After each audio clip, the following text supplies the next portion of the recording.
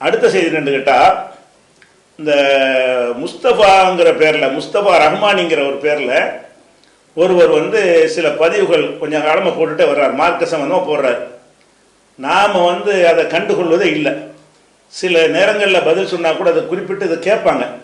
அந்த வாதத்துக்கு மட்டும் சொல்லுவோமே தவிர அவரை சொல்லி அவர் என்ன சொன்னாருங்கிற அந்த அடிப்படையில் நம்ம பதில் சொன்னது இல்லை. ஏன் சொல்லலைன்னு கேட்டால், அவர் வந்து எந்த ஒரு மார்க் அறிவும் இல்லாத, எந்த ஒரு சிந்திக்கிற திறனும் இல்லாத, ஒரு அடாவடித்தனமாக ஒரு ரவுடியுடைய ஸ்டைலில் அவருடைய பேச்சுவார்த்தைகள்லாம் இருக்கும். ஒரு வாதம் வைக்கக்கூடிய விதத்தில் இருக்காது. இவர் அதுக்கு ஃபிட்டான ஆள் கிடையாதுங்கிற காரணத்தினால தான் அவருடைய இதுக்கு நம்ம எதுவும் சொல்லி வந்து பதில் சொல்றது இல்லை. ஆனால் இதை ரொம்ப அதிகமாக அவர் சொல்வதை கூட புரிந்து கொள்ளாமல் இன்னமும் கரெக்டாக சொல்றாரு போல இருக்குது என்று விளங்காத மக்கள் இப்போ பரப்புற காரணத்தினால இவர் சொன்ன அந்த என்னென்ன சொல்லியிருக்காரு, ரெண்டு விஷயம் இப்போ நமக்கு கவனத்துக்கு கொண்டு வந்திருக்கிறாங்க.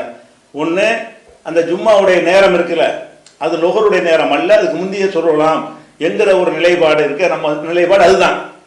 அதுக்கு ஒரு செட்டிங் கேள்வி உண்டாக்கி ஏதோ ஒரு தீபாவளிக்காக செஞ்சாங்கன்னு சொல்லி அப்படி சுன்ன ஜமாத்துக்காரங்க செஞ்ச மாதிரி அப்படிலாம் செய்ய மாட்டாங்க அவங்கெல்லாம், பழகுதா அப்படி செஞ்ச மாதிரி ஒரு கேள்வி ஒன்று ரெடி பண்ணி அதுக்கு பதில் சொல்றோங்கிற மாதிரி ஒன்று சொல்லியிருக்கிறாரு. அதில் வந்து அவர் தாறுமாற உளறிக்கிட்டு இருக்காரு. அது போக அந்த 107, 108 வசனம் தொழக்கூடாத பள்ளி வாசல்ங்கிற விஷயம் இருக்குல்ல, அதில் வந்து பிஜே மண்டையை கழுவுனாரு, பிஜேக்கு அறிவு உள்ள குரான் மீது இட்டு கட்டி விட்டார்னு சொல்லி என்னையும் சேர்த்து இழுத்து நினைஞ்சிருக்காரு, பல விஷயங்களை பேசியிருக்கிறாரு. அப்படிங்கும் பொழுது இவர் யாரு, இவர் என்ன சொல்றாரு, இவர் என்ன கெப்பாசிட்டியில் உள்ளவர் என்பதையும் அவருடைய வாதங்களையும் பேரை சொல்லி அக்குவேர் ஆணிவராகத்தான் நம்ம என்ன செய்யணும், விளக்க வேண்டிய நிலைமை ஏற்பட்டிருக்கிறது. இதில் வந்து இவரை பற்றி முஸ்தபா ரஹ்மானின்னு போட்டு பரப்புற சகோதரர் எப்படி பரப்புறாங்கன்னா, என்டிஎஃப் ரியாத்துன்னு போட்டு அனுப்புகிறாங்க. இவருக்கு என்டிஎஃப்க்கு அந்த சம்பந்தமும் கிடையாது. என்டிஎஃப் ரியாத்துன்னு எதுக்கு பண்ணுறாங்க, என்டிஎஃப் ரியாத்துன்னு காட்டி கொண்டால் என்டிஎஃப் ஆளுக்கு இதை வந்து ஷேர் பண்ணுவாங்க. அதுபோக சில ஆளுக்கு இவருக்கு என்ன அடைமொழி போட்டி பண்ணுறாங்க. ஆசிரியர் இமாம் சவுதி இஸ்லாமிய கல்லூரி அல் ஹர்ஜ் ரியாத் சவுதி அரேபியா, இதை இஸ்லாமிய கல்லூரியில் இமாம் சவுதி கல்லூரியில் ஒரு ஆசிரியராக இருக்காருங்கிற மாதிரி இவரை பற்றி பரப்பும் போது, இந்த வீடியோ அனுப்பும் போதே இந்த டெக்ஸ்டையும் சேர்த்து அது ஒரு 2ஆம் நம்பர் வேலையில் அப்படி சேர்ந்து வருகிறது. ஆனால் இவர் வந்து ஒரு அலிஃபு நடத்துகிற மதரசாவை கூட தகுதியற்றவர். இவர் நான் ஆதாரத்தில் காட்டுவேன் உங்களுக்கு, இன்னைக்கு எல்லாத்தையும் சொல்லி காட்டுவேன். மக்தபு நடத்துறது கூட ஒரு தகுதி இல்லாத ஒருத்தர் வந்து இவர் வந்து 2-3 வார்த்தையை கூகுள் ஆலிம் சாம்பாங்க அதில் உள்ளவர். இவர் கூகுள் அடித்து பார்த்துவிட்டு இதான் மார்க்கம்னு வழங்கி கொண்டு அதை உணரக்கூடிய ஒருத்தராக இருக்கிறார். அதனால இவர் பெரிய சவுதி பல்கலைக்கழகத்தெல்லாம் இருப்பாராங்கிறத நான் அவர் பேசுனதில் எடுத்து காட்டும் போது உங்களுக்கு சிரிப்பு வரும். அந்த தரத்தில் உள்ளவர் தான் இவர். இதே மாதிரி வந்து இன்னொரு முஸ்தபா ஒருத்தர் இருந்தார். அது என்ன சூப்பர் முஸ்தபா. அந்த சூப்பர் முஸ்தபாவது என்ன செய்வார்னா வாந்தி எடுப்பார். அவர் சொந்தமாக ஒன்றும் சொல்ல மாட்டார். அங்கேருந்து பாகிஸ்தானில் ஒருத்தர் உருதுல வாந்தி எடுத்ததை இவர் தின்னுட்டு தமிழில் வாந்தி எடுப்பார் முஸ்தபாங்கிறவர். அவராச்சும் கொஞ்சம் பரவாயில்லை, இன்னொருத்தர் சொன்னது அப்படி பண்ணுறாரு. இவர் பயங்கர ஆய்வாளர் மாதிரி என்ன செய்வார், ஹதீஸை வாசிப்பார், உன்னோட கொண்டு வாசிப்பார், அர்த்தம் உன்னோட கொண்டு செய்வார், இத்தனை மொழிபெயர்ப்பு எல்லாமே தப்பும்பார். இப்படிலாம் சொல்லக்கூடியவராக இருந்தால் அது சம்பந்தமான குவாலிஃபிகேஷன் அவருக்கு இருக்கணும்ல. அதையெல்லாம் நம்ம விலைக்கு சொன்னால் தான் அதனுடைய உண்மை விளங்கும். அதனால முதல்ல வந்து இப்போ 2 தலைப்பு எடுத்துக்கொள்கிறோம். ஒன்று, ஜும்மா தொழுகையுடைய நேரம் சம்பந்தமாக அவர் பேசியிருக்கிறார். ஜும்மா தொழுகை நேரம் சம்பந்தமாக பேசும் பொழுது அவர் என்ன சொல்றாருன்னு கேட்டால், சில ஹதீஸுகள், அதாவது நாங்கள் ஜும்மா தொழுது விட்டு தான் முற்பகல் உணவையும் பகல் தூக்கத்தையும் மேற்கொள்வோம் இப்படிங்கிற கருத்தில் ஒரு ஹதீஸு புகாரிலாம் இருக்குது. அது தமிழாக்கத்தில். அந்த தமிழாக்கத்தை வச்சு கேள்வி கேட்கும்பொழுது அவர் என்ன செய்கிறாரு, இந்த மொழிபெயர்ப்பு தப்பான மொழிபெயர்ப்பு பார்த்து நீங்கள் முடிவெடுக்கக்கூடாது அப்படின்னு சொல்லி அவர் சொல்கிறார். மொழிபெயர்ப்பை பார்த்து முடிவெடுக்கக்கூடாதுன்னு சொன்னால் அப்போ நேரடியாக அந்த அரபிலிருந்து அறிந்து கொள்ளக்கூடிய முறையில் தான் செய்யணும். இவர் என்ன செய்கிறாருன்னா மொழிபெயர்ப்பு பார்த்து செய்யக்கூடாதுன்னு சொல்லிவிட்டு இது கூகுள் அடித்து பாருங்க, இதுக்கு அதில் அடித்து பாருங்க அப்படிங்கிற வாதமெல்லாம் வைக்கிறார். அதுக்கு நான் பிறகு பதில் சொல்லுவேன். முதல்ல இவருடைய அந்த பெரிய மார்க் அறிஞர் ஆய்வாளருங்கிற மாதிரி பில்டப் கொடுக்குறாரு. பில்டப் தான் ஜாஸ்தி. அந்த தோட்டத்தை வைத்துக்கொண்டு சும்மா சின்னது வெட்டி 4 தடவை போட்டு காட்டுறது, காட்டிட்டு பயங்கரமாக என்ன செய்யறது, உனக்கு அறிவு இருக்குதா அப்படியான்னு சொல்லி பேசணுன்னு என்ன செய்யும், தடித்தனமான வார்த்தைகள். அறிவு ஏன் என்ன கடுமையாக பேசுறேன்னு கேட்டால் அவருடைய வார்த்தைகள்லாம் வந்து தடித்தனமாகவும் அநாகரிகமான சொற்களை தான் அதிகமாக பயன்படுத்துகிறார். விமர்சனத்தில் அறிவார்ந்த வாதங்களை வைத்தவர் சொல்றதே கிடையாது. அந்த வார்த்தையை நான் போட்டு காட்டுவேன். அப்போ ஃபர்ஸ்ட் என்ன செய்யறேன்னு கேட்டால், அவருக்கு வந்து குரானை பொறுத்த வரைக்கும் அது வந்து ஜேரு ஜபர் எல்லாம் போட்டிருப்பாங்க. வேற அரபி கிதாபுகளுக்கு வந்து அது போட மாட்டாங்க. அல்ஹம்துன்னா ஒண்ணுமே இருக்காது. அந்த மொழி இலக்கணம் அறிஞ்சவங்க கரெக்டாக என்ன செய்வாங்க, வாசிச்சிருவாங்க. குர்ஆனை பொறுத்த வரைக்கும் வேற்றுமொழி மக்களும் வாசிப்பதற்காக வேண்டி, ஹதீஸ் புகாரி போன்ற ஹதீஸ்களை பொறுத்த வரைக்கும் வேற்றுமொழி மக்களும் வாசிப்பதற்காக வேண்டி அந்த ஹதீஸுகளுக்கு என்ன செய்கிறாங்கன்னு கேட்டால் ஜேரு ஜபர்லாம் போட்டிருக்கிறாங்க. இந்த போட்ட காரணத்தினால குர்ஆன் அரபி பாஷை தெரியாத மக்கள் கூட என்ன செய்வாங்க, குர்ஆன் ஓத தெரிஞ்ச யாராக இருந்தாலும் அதை கரெக்டாக வாசிச்சிருவாங்க. அப்படியான சொல்லை கூட இவர் வாசிக்க தெரியாதவர். அதாவது அல்ஹம்துங்கிறத இல்ஹம்துன்னு ஒருத்தன் வாசிச்சா என்ன சொல்லுவீங்க? அல்ஹம்துன்னு எழுதியிருக்குது, அதை ஒருத்தன் இல்ஹம்துன்னு வாசிக்கிறான். டங் ஸ்லிப்பை வாசிக்கல, திருப்பி திருப்பி 2-3 தடவை அதே சொல்றது. அப்படி வாசிக்கிறான்னு சொன்னா இவனுக்கு குர்ஆன் ஓத தெரியாது, குர்ஆன் அரபிலாம் வாசிக்க தெரியாது முடிக்கு வருவீங்கல்ல. இப்படி இந்த 2-4-5 செய்தி தான் சொல்றாரு. அதுல அரபில 4-5 சொல்றதுல என்ன அளவுக்கு தெளிவா இருக்காருன்னு ஒன்று பாருங்க. உதாரணத்துக்கு எடுத்துக்கொள்ளதா இருந்தா, இப்ப மா குன்னா நகீலு வலா நத்தகத்தா அப்படிங்கிற வார்த்தை வருது. நாங்கள் காலையில பகல் தூக்கம் தூங்க மாட்டோம், வலா நத்தகத்தான்னு வருது. இந்த நத்தகத்தா நூனு தே கைனு தாலு, தாலுக்கு ஷத்து, அப்புறம் ஏ அலிஃபுக்காக ஏ போட்டிருப்பாங்க, நத்தகத்தா அப்படின்னு இருக்குது. இதை இவர் அந்த வீடியோவில் 7-8 தடவை படிப்பாரு. இந்த ஹதீஸை நத்தகதா நத்தகதான் பாரு, நத்தகத்தா அப்படிங்கிறது எப்படி படிப்பாருன்னா நத்தகதா நத்தகதான் பாரு. நீங்க அதை பாருங்க, அதை 18 போடுங்க. அப்படின்னு பாத்தீங்கன்னா மா குன்னா நக்கீலு வலா நத்தகதா இவ்லா பாதல் ஜுமுஆ அப்படின்னு பாத்தீங்கன்னா மா குன்னா நக்கீலு வலா நத்தகதா இவ்லா பாதல் ஜுமுஆ அப்படின்னு பாத்தீங்கன்னா மா குன்னா நக்கீலு வலா நத்தகதா இவ்லா பாதல் ஜுமுஆ. அப்ப இதுல என்ன செய்யறாருன்னா ஒரு சின்ன ஒரு வரி, இதுல 2 விஷயத்தை வாசிக்க அவருக்கு தெரியல. நத்தகதாண்டு ஒரு சொல்லு அரபியில் வராது. நத்தகதாண்டு அரபி படிச்ச ஒருத்தரா இருந்தாரையானால் நத்தகதாண்டு ஒரு சொல்ல இல்லையா, நத்தகத்தா அப்படி சொல்ல, நத்தகதா நத்தகதாங்கிறார். இதை ஒரு தடவை சொல்லல, பல தடவை வாசிக்கிறார். இத்தனைக்கும் அவர் போடுற அரபியில ஜேர் ஜபர்லாம் போட்டிருக்கிறது, தாலுக்கு ஷத்துலாம் போட்டிருக்கிறது. இதை கூட மார்க் அறிஞர் மாதிரி காட்டுறாரு. பார்த்து குர்ஆன் ஓத தெரியாத ஒருத்தர் தான் என்ன செய்யறாரு, இந்த மொழிபெயர்ப்புலாம் தப்பா செஞ்சுட்டாங்கிறார். அதாவது மொழியில கரகண்ட ஒரு இலக்கண மேதை மாதிரி சொல்றாரு. அதுலயே அதே நத்தகதா சொல்லும் பொழுது அதுல என்ன செய்யறாருன்னு கேட்டா இல்லா பாதல் ஜுமான் இருக்கும். நான் ஏற்கனவே போட்ட கிளிப்பிலே இலா பாதல் ஜுமா பாரு. இல்லான்னா தவிரன்ற அர்த்தம், இல்லன்னா வரைன்ற அர்த்தம், ரெண்டுக்கும் அர்த்தமே வேற. அப்ப இந்த 2 சொல் சின்ன ஒரு சொல்லு மக்தபுல உள்ளவங்கள்ட்ட கேட்டா கூட சொல்லிடுவாங்கன்னு சில பில்டப் கொடுப்பாரு.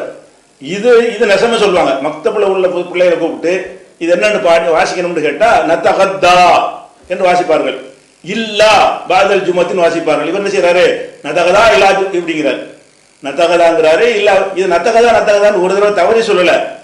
அந்த இது ஜும்மா நேரத்தை பத்தி பேசுற அந்த தொடர்ல 5-6 தடவை இதை சொல்றாரு. மாத்தி மாத்தி சொல்லுவோம், நத்தகதா தான், நத்தகதா. அரபில இல்லாத ஒரு சொல்ல ஒரு சாதாரண வாசிக்க தெரியாம இவர் என்ன செய்யறாரு, பெரிய மேதை மாதிரி அந்த சீன் போடுறாரு. முதல்ல இவருக்கு அரபி வாசிக்கவே தெரியாது. அதுக்கு ஒரு உதாரணம் 2 தப்பு இந்த ஒண்ணுல வந்துருச்சு. அதே மாதிரி அந்த 19 போடுங்களா. அனஸ் ரலியல்லாஹு அன்ஹு அறிவிக்கிற செய்தி புகாரி 904. அதை படிச்சீங்கன்னா தெளிவா அனஸ் ரலியல்லாஹு சொல்றாங்க, அண்ணன் நபி ஸல்லல்லாஹு அலைஹி வஸல்லம் கான யுஸல்லில் ஜுமாத்தி ஹீனா தமீலு ஷம்ஸ் இந்த சூரியன் உச்சியில். அனஸ் ரலியல்லாஹு அன்ஹு அறிவிக்கிற செய்தி புகாரி 904. அதை படிச்சீங்கன்னா தெளிவா அனஸ் ரலியல்லாஹு சொல்றாங்க, அண்ணன் நபி ஸல்லல்லாஹு அலைஹி வஸல்லம் கான யுஸல்லில் ஜுமாத்தி ஹீனா தமீலு ஷம்ஸ் இந்த சூரியன் உச்சியில். அப்ப இதுல பாருங்க 2 விஷயத்தை வாசிக்கிறார்.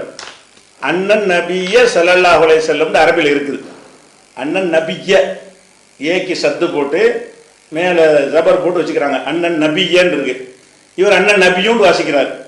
ஒரு சாதாரண கிராமர் படிச்சவங்களுக்கு தெரியும், அண்ணன் வந்துட்டா நபியும் வாசிக்க கூடாது, அண்ணன் முகமதுன்னு சொல்லக்கூடாது. முகமது ரசூலுல்லாஹ்ங்கிறத அண்ணன் முகமது ரசூலுல்லா. கிராமர் தெரிஞ்சவனா இருந்தாலும் இந்த அண்ணன் வந்த பிறகு அண்ணன் நபியும் வாசிக்க மாட்டான். அந்த ஒரு அடிப்படையும் தெரியல. சரி, கிராமர் தான் தெரியாது, தொலைஞ்சிட்டு போகுது. எழுத்தை பார்த்து வாசிக்க தெரியுமா இல்லையா? இந்த மதிமுகத்தில் நடக்கிற அதையாவது பார்த்து தொலைங்கலாம். எழுத்து படிக்கிறது சொல்லி தர்றோம்ல, குர்ஆனை எப்படி வாசிக்கிறது என்பதற்கு ஒரு கிளாஸ் நடத்துறோம். அதை உட்கார்ந்து பார்த்தா கூட இது நபியன்னு வாசிக்கணுமா நபியுன்னு வாசிக்கணுமா, அண்ணன் நபிய அப்படின்னு இருக்குது. அப்ப அண்ணன் நபிங்கிறது என்னன்னு படிக்கிறாரு, அண்ணன் நபியு. இது ஏன் படிக்கிறாருன்னா, ஒரு மொழி அறிந்த ஒரு தான் வார்த்தையில வராது. ஒரு மொழியை அறிந்த மாதிரி ஒரு சீன் போடுறாரு. ஒரு மொழியை அறிந்த ஒருத்தருடைய வாயில வந்து அண்ணன் நபி, சின்ன ஒரு விஷயம். இதுல ரெண்டு விஷயம், இலக்கணப்படி அண்ணன் வந்துருச்சுன்னு சொன்னா நபி யூங்கிறது ஏண்டு மாறிக்கணும். அப்ப அது கூட தெரியாம அண்ணன் நபி யூண்டு வாசிக்கிறாரு ஒண்ணு. ரெண்டாவது, அந்த இலக்கணமே தெரியாட்டா கூட ஜேர் ஜபர் போட்டு தானே வச்சிருக்கேன். இப்ப நீ தான் அரபி காட்டுறீல, அதுல அண்ணன் நபி ஏண்டு தானே இருக்குது. அப்ப ஏண்டு போட்டு இருக்குது, யூண்டு எப்படி படிப்பேன்? அப்ப யாவும் தெரியும், யாவுக்கும் யூவுக்கும் வித்தியாசம் தெரியல. அரபிகள்ல ஹதீஸ்ல தப்பா அர்த்தம் செஞ்சு விட்டார்கள், மொழிபெயர்ப்பை பார்க்காதீங்க அப்படின்னு அதுக்கு பின்னாடி பில்டப் கொடுப்பாரு. அதுல என்ன செய்யறாருன்னு கேட்டா, அடுத்து அதுல படிக்கிறாரு ரெண்டு தப்பு. அதுல ஒவ்வொரு சின்ன சின்ன சொல்ல ரெண்டு தப்பு. யு சல்லில் ஜும்ஆத்த, யு சல்லினா தொழுவார்கள், அல் ஜும்ஆத்தனா ஜும்மாவை, ஜும்மாவை தொழுவார்கள் அப்படிங்கிறத வாசிக்கும் போது யு சல்லில் ஜும்மாத்திங்கிறார். ஜும்ஆத்தாண்டு படிக்கணும். அதை அந்த ஜேர் ஜபர் தெரிஞ்சாலும் அப்படித்தான் இருக்கிறது. கிராமர் தெரிஞ்சாலும் ஜும்மத்தீண்டு அதுக்கு அந்த கீழ்கோடு ஜேரு கசர் வர்றதா இருந்தால் அதுக்குரிய காரணம் முன்னாடி இருக்கணும், அதுக்குரிய எழுத்தோ இலாபத்தோ இருக்கணும். ஒண்ணும் இல்லாம சொல்லி ஒரு வினை சொல்லுதான் வந்திருக்கிறது. கிராமர் தெரிஞ்சாலே ஜேர் ஜபர் போடாம இருந்தா கூட ஒருத்தனை செய்வான். அது கிராமர் தெரிஞ்சுன்னு சொன்னா சொல்லி ஜும்மாத்தான்னு தான் படிப்பான். இந்த ஹரக்கத்து ஜேர் ஜபர் போடாத இருந்தா கூட ஜும்மாத்தான்னு தான் படிப்பான். ஏன்னு கேட்டா ஜும்மாத்தீண்டு படிக்க ஒண்ணுமே இல்லை அப்படிங்கிறது. இவர் என்ன செய்யறாரு, அண்ணவுக்கு அப்புறம் அண்ணன் நபியூன்னு படிக்கிறாரு, யுசல்லி ஜும்மாத்திங்கிறாரு. இவர் என்ன செய்யறாரு, மொழிபெயர்ப்பை வந்து கரெக்டா செய்யணும், அரபி மொழிபெயர்ப்பு அப்படியாக அரபி பண்டிதர் மாதிரி காட்டுறாரு. அது இது ஒரு விஷயமாச்சா. அதே மாதிரி வந்து ஏன்னா இப்பெல்லாம் அவர் இந்த வார்த்தை பண்றாரு, சில கிளிப்பிங்களை எடுத்து போட்டுக்கிட்டு தப்பான அர்த்தம், நீங்க தப்பான அர்த்தம் வர்ற மாதிரி போடுவார். சில கிளிப்பிங்க எடுத்து வெட்டி நம்ம கரெக்டான தான் போடுறோம், இதில் வெட்டிக்கிட்டுலாம் இல்லை, இதுதான் சொல்லியிருக்கிறார். இதையே பல தடவை சொல்றாரு அந்த வீடியோவில். அதுக்கப்புறம் வந்து இந்த பகல்ல தூங்குவாங்கல்ல, பகல்ல தூங்குறதா நகீலு அந்த வார்த்தை வருது. பகல்ல தூங்குறது, பகல்ல ரெஸ்ட் எடுக்கிறது. அந்த பகல்ல ரெஸ்ட் எடுக்கிறதுக்கு வந்து அரபியில் என்ன சொல்லுவாங்கன்னா கைலூலா, கைலூலா தூக்கம். இது வந்து அரபியே தெரிய வேண்டியதில்லை, தப்லீகில் உள்ள எல்லாருக்கும் தெரியும். தப்லீகில் போன ஆளுக்கு என்ன செய்வாங்கன்னா மத்தியானத்துக்கு ஒரு தூக்கத்தை போடுவாங்க, கைலூலா தூக்கம்னு சொல்லிட்டு. அது ஒரு சுண்ணத்து மாதிரி அவங்க சொல்லி கொடுத்துருக்காங்க. அப்ப தப்லீக்கு போன எல்லாருக்கும் தெரியும் அந்த தூக்கத்துக்கு பேர் கைலூலா அப்படிங்கிறது. இவர் உலகத்தில் இல்லாத வார்த்தை, அதை கூட கைலூலான்னு சொன்னதை படிச்சு பார்த்து அவர் சொல்லல. இந்த கைலூலாங்கிறது கைலாலாண்டு வழங்கியிருக்கு இவருக்கு. கைலூலாங்கிறத சொல்லிக்கும் போது கைலாலாண்டு இவர் வழங்கி போச்சு. கைலாலா தூக்கம்ங்கிற கைலூலாங்கிற கைலாலாண்டு ஒரு சொல்லே கிடையாது. அதை சொல்றது பாருங்க, 20 போடுங்களேன். பகல் நேரத்தில் நண்பகல் வேளையில் சாப்பிடுகிற சாப்பாடு, நண்பகல் நேரத்தில் தூங்குகிற தூக்கம். நக்கீல் அப்படின்னா கைலாலா அப்படின்னு சொல்லுவாங்க. கைலாலாங்கிற வார்த்தையிலிருந்து வந்ததுதான் அது. கைலாலாங்கிறது பகலில் மத்தியான நேரத்தில் தூங்குற தூக்கம். நம்ம காலத்தில் பகல் நேரத்தில் நண்பகல் வேளையில் சாப்பிடுகிற சாப்பாடு, நண்பகல் நேரத்தில் தூங்குகிற தூக்கம். நக்கீல் அப்படின்னா கைலாலா அப்படின்னு சொல்லுவாங்க. கைலாலாங்கிற வார்த்தையிலிருந்து வந்ததுதான் அது. கைலாலாங்கிறது பகலில் மத்தியான நேரத்தில் தூங்குற தூக்கம். நம்ம காலத்துல அப்ப என்ன சொல்றாரு, நண்பகல்ல தூங்குற தூக்கத்துக்கு வந்து கைலாலான்னு சொல்லுவார்கள், கைலாலா சொல்லுவாங்கிறாரு. என்ன அப்படின்னா அப்படி சொல்லி எங்க காட்டு பார்ப்போம். கைலாலாண்டு கைலாலாண்டு சொல்லுவாங்களா? அந்த தூக்கத்தை என்ன செய்வாங்க, கைலூலா, கைலூலா லாமுக்கு கூட வாவு போட்டு கைலூலான்னு எழுதி வச்சிருப்பாங்க. இதுவாக அலிபே படிச்ச ஆளுக்கு கூட கரெக்டா வாசிச்சிருவாங்க. அந்த சொல்ல கைலூலான்னு எழுதி கொடுத்தா கரெக்டா வாசிச்சிருவாங்க. இவர் வாசித்து சொன்ன மாதிரி இல்லை. இந்த பேச்சில் யாராவது கைலூலான்னு சொன்னது இவர் வாயில கைலாலான்னு வழங்கி இருக்குது. ஏன்னா இவருக்கு மொழி தெரியாது, குர்ஆன் கூட பார்த்து வாசிக்க தெரியாது அவரு. ஆனா எல்லாம் தெரிஞ்ச மாதிரி கூகுள் அடிச்சு பார்த்துக்கிட்டு அரை முறையா படிச்சுக்கிட்டு அதுக்கு என்ன அர்த்தம்னு பார்த்துக்கிட்டு இங்கிலீஷையும் தமிழையும் படிச்சுக்கிட்டு என்னமோ நேரடியா மொழிபெயர்த்த மாதிரி என்ன செய்வாரு, அதை வந்து சீன் போடுவாரு. இவருக்கு வாசிக்கவே தெரியாது. அதுக்கு ஒரு உதாரணம் என்னது, கைலாலான்னு சொல்லுவார்கள். எவன் சொல்லுவான் கைலாலான்னு? யார் சொன்னாங்க உனக்கு? கைலாலான்னு சொன்னாங்களா யாராச்சும்? அப்ப கைலூலா என்பது என்ன செய்யறாருன்னு கேட்டா அதை வந்து செய்யறார். இது ஒரு இதெல்லாம் சொன்னா தான் இவர் என்ன அரபியெல்லாம் வச்சு இந்த புகாரில் ஹதீஸ் மொழிபெயர்ப்பு நம்பாதீங்க, தப்பு தப்பா பண்ணிட்டாங்களாம். இவர் குர்ஆன் வாசிக்க தெரியாது கண்டுபிடிக்கிறார். தப்பு தப்பா அர்த்தம் பண்ணிட்டாங்கன்னு சொல்றவனா இருந்தா என்ன செய்யணும்னா அந்த மொழி அறிஞ்சிருக்கணும். அந்த மொழியுடைய கிராமர் என்ன, அது என்ன அர்த்தம், அந்த சொல்லுக்கு அதுதான் மீனிங்கா. நீனே கூகுள்ல அடிச்சு பார்த்துட்டு சொல்ற ஆளா இருந்தீங்கன்னா உனக்கு என்ன மொழிபெயர்ப்பு தப்புங்கிறது? புகாரில மொழிபெயர்த்து தப்பான், முஸ்லீம்ல மொழிபெயர்த்து தப்பான், அந்த அர்த்தம் கிடையாதான் அப்படின்னு சொல்லிட்டு என்ன செய்யறாரு, அது வாதம் பண்றதா இருந்தா அது சொல்லலாம். புகாரில பண்ணாலும் கரெக்ட்னு சொல்ல முடியாது. மனிதர்கள்னா தப்பு தான் வரும். தப்புன்னு சொன்னா எப்படி தப்புங்கன்னு இந்த வார்த்தை இது, இத மூலம் இதுக்கு இப்படித்தான் வரணும் அப்படி ஒரு அரபி மொழியில் ஒரு அர்த்தம் செய்த தப்புன்னு அந்த மொழியை சொல்லியில் விளக்கனே. கூகுள் அடிச்சு பாருங்கிற, கூகுள் அடிச்சு பார்த்து தப்பு கண்டுபிடிக்கிறாங்களாம். அது கூகுளுக்கு அப்புறம் வர்றேன், அது ஒரு விஷயம். அடுக்கடுத்து என்ன செய்யறாருன்னா 21 போடுங்க. அதான் இதெல்லாம் சும்மா கொஞ்ச நேரத்து பேச்சுல போட்டு வருது, கொஞ்ச நேரத்து பேச்சு தான். கேட்கிறாரு ஒரு தாபி, எந்த நேரத்தில் ஐஷாத்தி அப்படிங்கிறார், எந்த நேரத்தில் ரசூலுல்லாஹ் ஜும்மா தொழுவாங்கன்னு கேக்குறாங்க. அதே மாதிரி அடுத்த ஹதீஸ்ல பாத்தீங்கன்னா மெத்தா கான ரசூலுல்லாஹி ஸல்லல்லாஹு அலைஹி வஸல்லம் யுஸல்லில் ஜும்ஆ, மெத்தான்னு கேக்குற, மெத்தா எப்ப? அப்ப ஒவ்வொரு சின்ன சொல்லுல ரெண்டு பாத்துக்கங்க, ஒவ்வொரு சின்ன சொல்லுலையும் ரெண்டு விஷயம் தப்பு. இப்படி எவனாச்சும் வந்து கடவுள்னு எழுதிட்டு கிடவுள்னு படிச்சான்னு என்ன நினைப்பிய? இவன் தமிழ்ல உள்ள வந்தானா வேற எங்க வந்தானா நினைக்க மாட்டீங்களா? அல்லான்னு படிச்சுட்டு இல்லான்னு படிச்சான்னு என்ன செய்வீங்க? அவனை வந்து எப்படி சொல்லுவீங்க? அப்ப ஒரு தமிழ்ல ஒரு சொல்லு குதிரைன்னு இருக்குது, குதிரைங்கிறது கதிரைன்னு படிக்கிறான் ஒருத்தன், அவனை எப்படி கருதுவீங்க?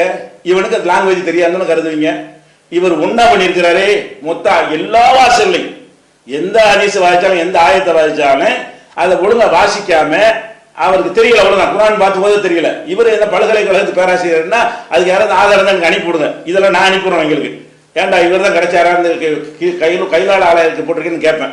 அப்ப இந்த மாதிரி அவ்வளவு என்ன செய்யற? இப்ப என்ன படிக்கிறாரு? இப்ப போட்டதுல எந்த நேரம் ஜும்மா தொழில் கேட்டாங்களாம். அதுல என்ன வருதுன்னா ஐய சா அத்தின், ஐய சா அத்தின் இருக்குது. இது எப்படி அவர் படிச்சாரு? ஐசாங்கிறாரு, ஆயிஷாங்கிற மாதிரி இருக்கு, ஐசாங்கிறாரு. ஐயங்கிறது ஐங்கிறாரு, அதுல இருக்கிற ஐய ஐய சா அத்தின். அப்ப ஐசாத்துங்கிறார், ஐசாத்துல இருக்குது. ஐய சாத்தின்கிற ஒத்த சொல்லல ரெண்டு மிஸ்டேக். நீ அரபிலான எழுதிருக்கிறது, ஜேரதுபர்லாம் இருக்குல்ல, ஜேரதுபர் இல்லாத கிதாப் வச்சு உன்னை படிக்க நீ காட்டல. காட்டுற புக்கு என்னவா இருக்கு? ஹரக்கத்து சேரு சபருங்கோம்ல, அகர இகர உகர குறியீடுகள் போட்டிருக்கும்ல, அந்த மாதிரியா இருக்கிறது எப்படி படிக்கிறாருன்னு கேட்டா ஐசாங்கிறார். என்னமோ அந்த மொழிபெயர்ப்பு படிச்சு வச்சுக்கிட்டாரு, தமிழை படிச்சு வச்சுக்கிட்டு அவரே மொழிபெயர்த்த மாதிரி தெரியறதுக்காக வேண்டி அந்த அரபியை வாசிக்கிறார். ஆனா அவர் வாசிக்க தெரியாது, குர்ஆன் பார்த்து ஒரு ஓத தெரியாது, ஓதுனா இந்த மாதிரி தான் ஓதுவார். இதை வச்சு என்ன செய்யறாருன்னா அந்த ஒரு நாலேஜுக்கு தகுந்தவாறு என்ன செய்யறாரு? ஐசாத்தின்னு அதை ஒண்ணு படிக்கிறார். அதுக்கடுத்து இந்த எப்போதும் இருக்குல்ல, எப்போதுக்கு ஒரு சொல்ல அரபியில் இருக்குது, மத்தா. மத்தா என்றால் எப்போது. இந்த மத்தா என்பதை எப்போது என்பதை இப்ப உள்ள அரபிகள் என்ன சொல்றாங்கன்னு கேட்டா மத்தான்னு சொல்ல மெத்தாம்பாங்க. மத்தான்னு சொல்லாம எப்படி சொல்லுவாங்க? மெத்தான்னு படிப்பாங்க. சும்மா பேச்சு வழக்கல மெத்தா மெத்தாச்சி கேட்பாங்க. மத்தான்னு சொல்றது மத்தா தான் சொல்லணும். அரபியில வந்து மேனா இருக்குதா? முதல்ல அரபியில மேனான்னு வருமா?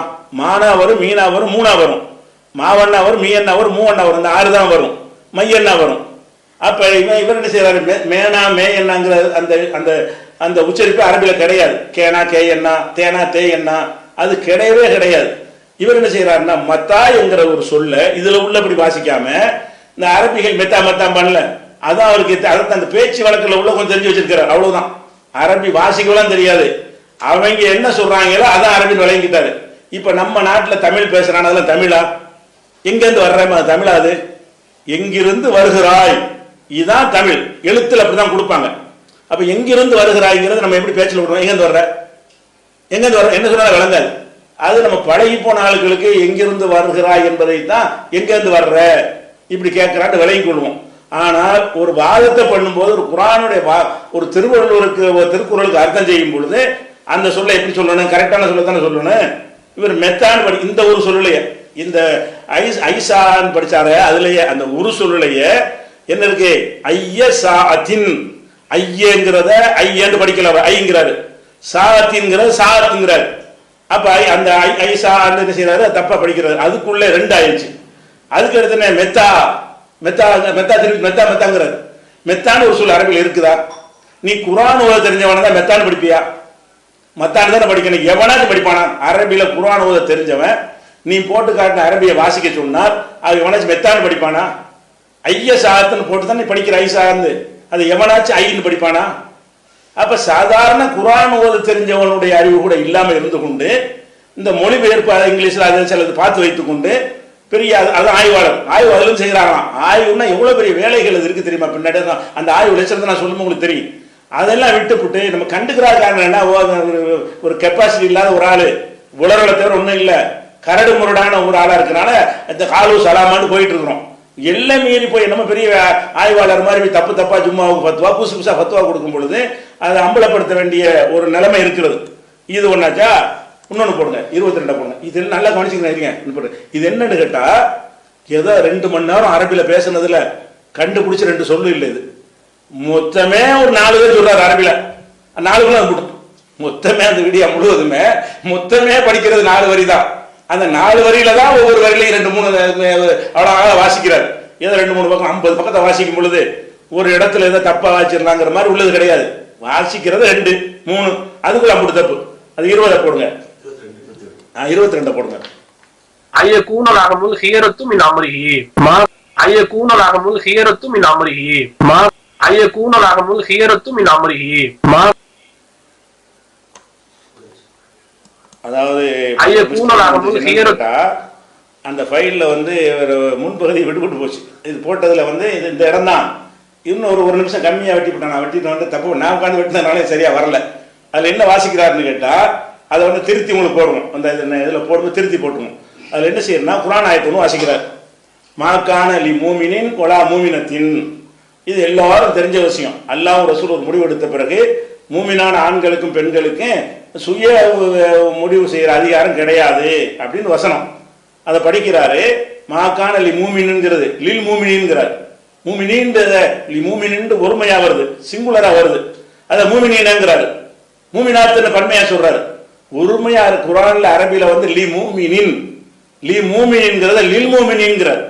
லீயோட இல்லு ஒண்ணு சேர்க்கிறார், இல்லாத ஒண்ணு மூமினின்ங்கிற அந்த ஒரு வார்த்தையோட மூமினின் என்ன செய்யறாரு, அதை பன்மையா வாசிக்கிறாரு.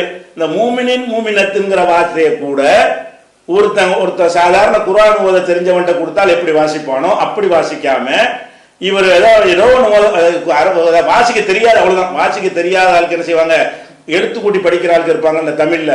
அவங்க படிச்சா எப்படி படிப்பாங்க, அப்பதான் எழுத்து கூட்டி படிச்சுக்கிட்டு இருக்கிறாங்க. சில சரியா படிப்பாங்க, பல தப்பா படிப்பாங்க. அந்த ஸ்டேஜ் தான் இவருடைய ஸ்டேஜ். இந்த பேசுறது சொல்றதா என்னன்னு கேட்டா தமிழ் மொழிபெயர்ப்பு வச்சுக்கிற வேண்டியது, அதை எடுத்துக்கிற வேண்டியது. அந்த அரபி எடுக்கிறது வாசிக்க தெரியாது, ஏதோ கரடமுள்ள தெரிஞ்ச அளவுக்கு வாசிக்கிட்டு அதுக்கு இதான் அர்த்தம், அதுக்கு இதான் அர்த்தம் ஒரு தெரியாது. அது மொழிபெயர்ப்பு நம்பிதான் சொல்றாரு. ஒரு வார்த்தைக்கு வார்த்தை அர்த்தம் கேட்டீங்கன்னா அது சொல்ல தெரியாது. ஏற்கனவே பல விஷயங்கள் நான் கவனிச்சும் இருக்கிறேன். அப்ப என்ன செய்யறாருன்னு கேட்டா இந்த ஆயத்தை வாசிக்கும் போது லி மூமினின் குர்ஆன்ல வசனம், குர்ஆன் வசனத்தை கூட அவருக்கு சரியான முறையில் வாசிக்க தெரியல. அது ஒரு விஷயத்தை பார்க்கிறோம். அதே மாதிரி வந்து 20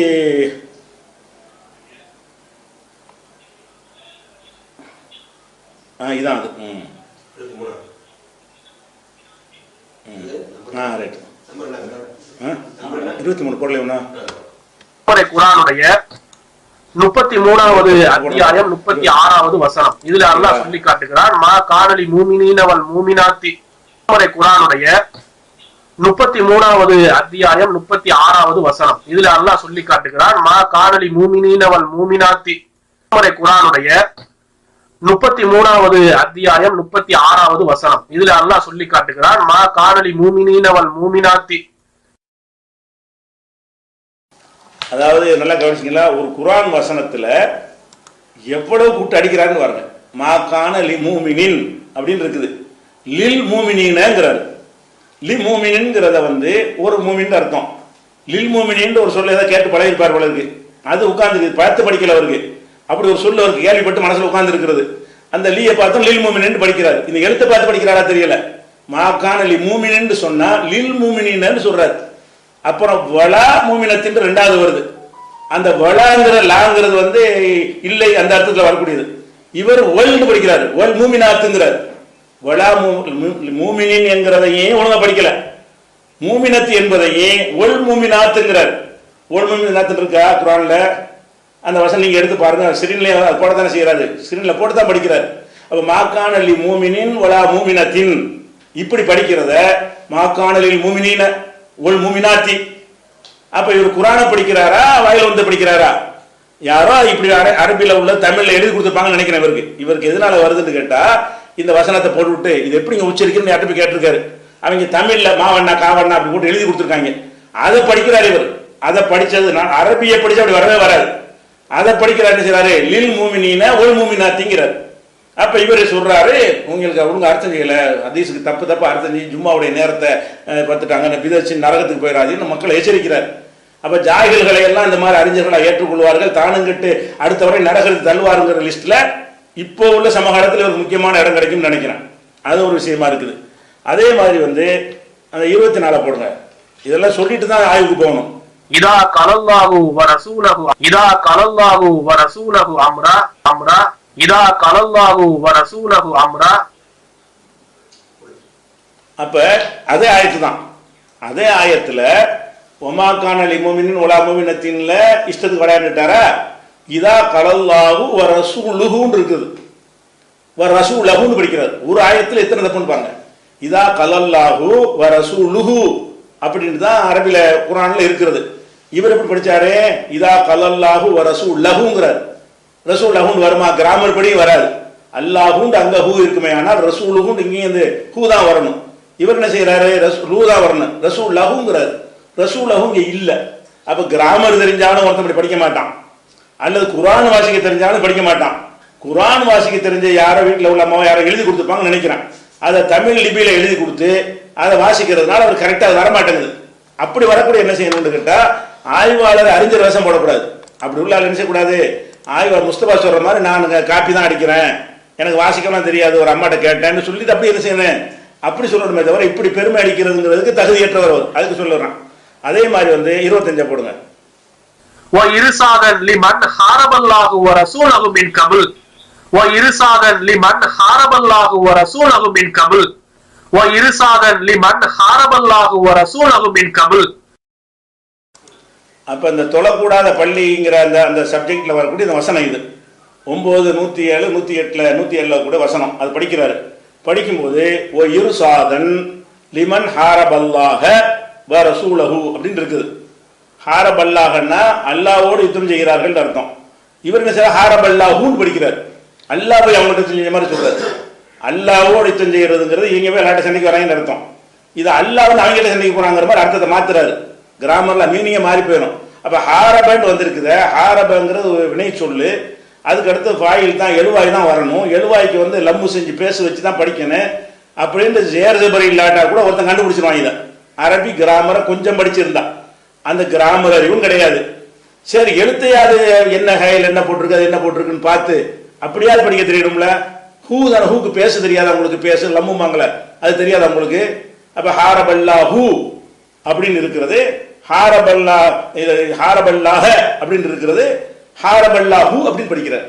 எதுக்கு இதை சொல்றேன்னு கேட்டா, ஒரு ஆய்வுங்கிற பேர்ல இறங்கக்கூடியவர் வந்து விவரம் இருந்து இறங்கணும். அதாவது ஒரு மொழியில வந்து சரியா இருந்தா அதை வந்து என்ன செய்யணும், அதை அறிந்து நம்ம செய்யணும். இவருக்கு அந்த கெப்பாசிட்டி இல்லை. என்ன சொல்றாருன்னு கேட்டா, அந்த 1ஆம் நம்பர் போடுங்க. இந்த ஆய்வுக்கு வந்துடும். நான் எடுத்துக்கணும். தமிழ் மொழிபெயர்ப்பை படித்துவிட்டு கொஞ்சம் அவங்க அந்த அறியாமையில் தான் இந்த விஷயத்தை செஞ்சிருக்கிறாங்க. இதில் இருந்து அவர்கள் விலகி கொள்ள வேண்டும்.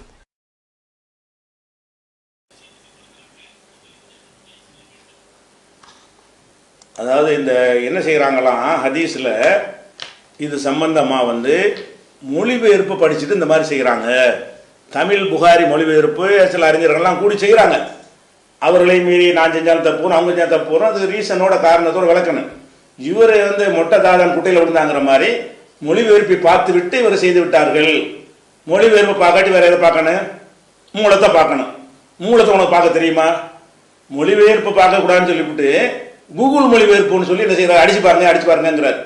முதல்ல ஒரு பேசிக்கான ஒரு விஷயத்தை எல்லாரும் விளங்கிக்கிறங்க. குர்ஆன் ஹதீஸில் வரக்கூடிய சொற்கள் அவற்றுக்கு நீங்கள் அர்த்தம் செய்வதாக இருந்தால் அந்த குர்ஆன் ஹதீஸுடைய சொல் வழக்கு எவ்வளவு காலம் இருந்துச்சோ அந்த காலத்துக்குள் எழுதப்பட்ட அகராதி நூலைத்தான் நீங்க காட்டணும். பிற்காலத்தில் வந்து என்ன செய்வாங்கன்னா சொற்களை சேர்ப்பாங்க. உதாரணமா தாயிர்னா பறவைன்னு நீங்க படிப்பீங்க. இப்ப நவீன காலத்து டிக்ஷனரி பார்த்தீங்கன்னா விமானம்னு போட்டிருப்பான். விமானம்ங்கிறத ரசூல்லா காலத்தில் விமானம் இருந்துச்சா? குர்ஆன்ல உள்ள தாயிர்ங்கிற வார்த்தை எடுத்து கூகுள் அடிச்சு பார்த்தேன், ஏரோப்ளான் காட்டுதுன்னா அவன் எப்படிப்பட்டவனா இருப்பான்? நீ என்ன கூகுள்ல என்ன பாக்குற? கூகுள்ல வந்து பெட்ரோல்னு போட்டிருப்பான். அந்த சொல்லலாம் ரசூல்லா காலத்தில் இருந்துச்சா? நவீன காலத்தில் உள்ள காரு வாகனங்கள் அந்த காலத்தில் என்ன இருந்துச்சு? ஆடு மாடு ஒட்டகம் தான் இருந்துச்சு. அதை தான் சையாரான்னு சொல்லுவாங்க. அந்த ஆடு மாடு ஒட்டகத்துறை சொல்ல தூக்கி கூகுள் அடிச்சு பார்த்தீங்கன்னா காருன்னு வரும். அப்ப ரசூல்லா அம்பாஸ்டர் கார்ல போனார்னா தெரிஞ்சுவே நீ? கூகுள் அர்த்தத்தை வச்சு ரசூலுல்லாஹ் ஒரு சையாராவில் போனாங்க, ஒரு வாகனத்தில் போனார்கள் வந்தா, வாகனம்னா அந்த அந்த காலத்தில் என்ன வாகனம் இருந்தது அதை யார் சொல்ல முடியும்? அந்த காலத்து அகராதி நூல்கள் தான் சொல்ல முடியும், அந்த காலத்துடைய விரிவுரை நூல்கள் தான் சொல்ல முடியும். இந்த நவீன காலத்தில் என்ன செய்வாங்கன்னு கேட்டா, புதிதாக உருவாக்கப்படுற விஷயங்களுக்கெல்லாம் அரபில பேரை வச்சிருவாங்க. எந்த பேரை வைப்பாங்க? ஏற்கனவே இருந்த பேரை தான் வைப்பாங்க. அதாவது பறவைக்கு சொன்னதையே விமானத்துக்கு பயன்படுத்திக்கிடுவாங்க. ஆடு மாடு ஒட்டகம் குதிரைக்கு சொன்னதை என்ன செய்வாங்க? காரு ரயிலுக்கெல்லாம் என்ன செய்வாங்க? பயன்படுத்தி கொள்வார்கள். அப்ப இந்த காரு ரயிலுக்குரிய இந்த சொற்களுக்கு எல்லாம் பழைய அகராதியில் உங்களுக்கு அர்த்தம் கிடைக்குமா? கிடைக்காது. அப்ப பழைய நீங்க எதை பார்க்கணும்? இந்த ஹதீஸில் உள்ளது தவறு என்று சொல்வதாக இருந்தால் கூகுள் அடிச்சு பாருங்க. எவ்வளவு கூகுள் அழிச்சு அதுதான் சொன்னேன். என்ன செய்யணுமா? அதை கூகுளில் தான் நீங்க அடிச்சு பார்க்கணும். கூகுள் அடிச்சு பார்த்தீங்கன்னா அது கரெக்டான ஒரு அர்த்தம் வந்துடும் அப்படின்னு சொல்றாரு. அப்ப இது ஒரு விஷயம். இவர் மொழிபெயர்ப்ப தப்பு என்று சொல்வதாக இருந்தால் முதல்ல அவர் கத்துக்கிற வேண்டிய விஷயம், அவருக்கு அரபி வாசிக்க தெரியாது, கத்துக்கிற யாரா இருந்தாலும் கத்துக்கிற விஷயம் என்று கேட்டால், குர்ஆன் ஹதீஸ்ல வர்ற சொற்களுக்கு ஒரு அந்த சொல் வழக்கு எவ்வளவு காலத்துக்கு இருந்துச்சோ அந்த காலத்துக்குள் வந்த அகராதி நூல்களை காட்டணும். இப்போ அபூபக்கர் ஒருத்தர் இருப்பாரு, எதா இருந்தாலும் முஞ்சுதல் இருக்கும் பாரு, முஞ்சி இருக்கிற யூதன் எழுதுனது, அவன் நவீன காலத்துல உள்ளதற்கு அரபிக்கு டிக்ஷனரி போட்டான். முஞ்சுதல் ஆதாரம் முஞ்சுதுன்னு போடுவார். அட முஞ்சுதல உள்ளவனுக்கு அந்த காலத்து நடவனை தெரியாது, அந்த காலத்துக்குள்ள தான் போடுவான் அப்படிங்கிற அறிவு கூட இல்லாம அகராதினா என்ன அகராதி, எது அகராதியை எடுத்துக்கொள்வது, எந்த ஒரு ஹதீஸ்ல உள்ள வாசகத்துக்காக கூகுள் அடிச்சு பார்க்க முடியுமா? எந்த ஒரு ஹதீஸ் குர்ஆன்ல உள்ள வாசகத்துக்காக வேண்டி நவீன காலத்தில் எழுதப்பட்ட அகராதி நூல்கள் நீ பார்க்க முடியுமா? பார்த்தா நவீன காலத்தில் அது என்ன அர்த்தத்தில் வருது அதுதான் அவன் சொல்லுவான். அதாவது என்ன சொல்லிட்டானா, அது ஆங்கிலத்தில் அடிச்சு பார்த்தாராம். பிரேக் பண்ணது என்னமோ சொல்றாரு, பிரேக் லஞ்சுன்னு வருதான். லஞ்ச் என்றால் என்ன? பகல் சாப்பாடு. அர்த்தம் கண்டுபிடிக்கிறது.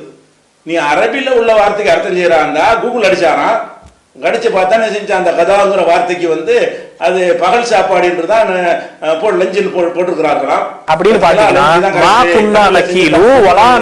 தமிழ்ல செஞ்ச தப்பு இங்கிலீஷ்ல செஞ்ச ரைட்டுன்னு சொல்றதா இருந்தா உனக்கு அந்த லாங்குவேஜ் தெரியணும். இந்த சொல் வழக்கெல்லாம் வர்றதுக்கு முன்னாடி அது எப்படி இருந்தது? இந்த நகீல் என்பது ரசூலுல்லாஹ் காலத்திலையும் அந்த வழக்கு மாறுவதற்கு முன்னாடி வரைக்கும் எழுதப்பட்ட அகராதி நூல்கள்ல என்ன அர்த்தத்தில் இருக்குன்னு அதை போய் தேடணுமா? கூகுள்ல போய் தேடணுமா? கூகுள்ல தேடலாம், சில விஷயங்களை தேடலாம். அகராதி தேடுறா இருந்தா கூட தமிழ்ல தேடுறா இருந்தா கூட திருவள்ளுவருடைய அகராதி சொல்லுக்கு போய் கூகுள்ல தேடினீங்கன்னா அவனுக்கு இங்க உள்ளதான் அவன் போடுவான். அந்த காலத்துல உள்ளது அவனுக்கு தெரியாது, அதை கூட போட்டுருவாங்க. அரபில உள்ளது போடாம நிறைய சொற்கள்லாம் இருக்குது. அப்ப உதாரணமா அந்த ரெண்டாவது போடுங்களா,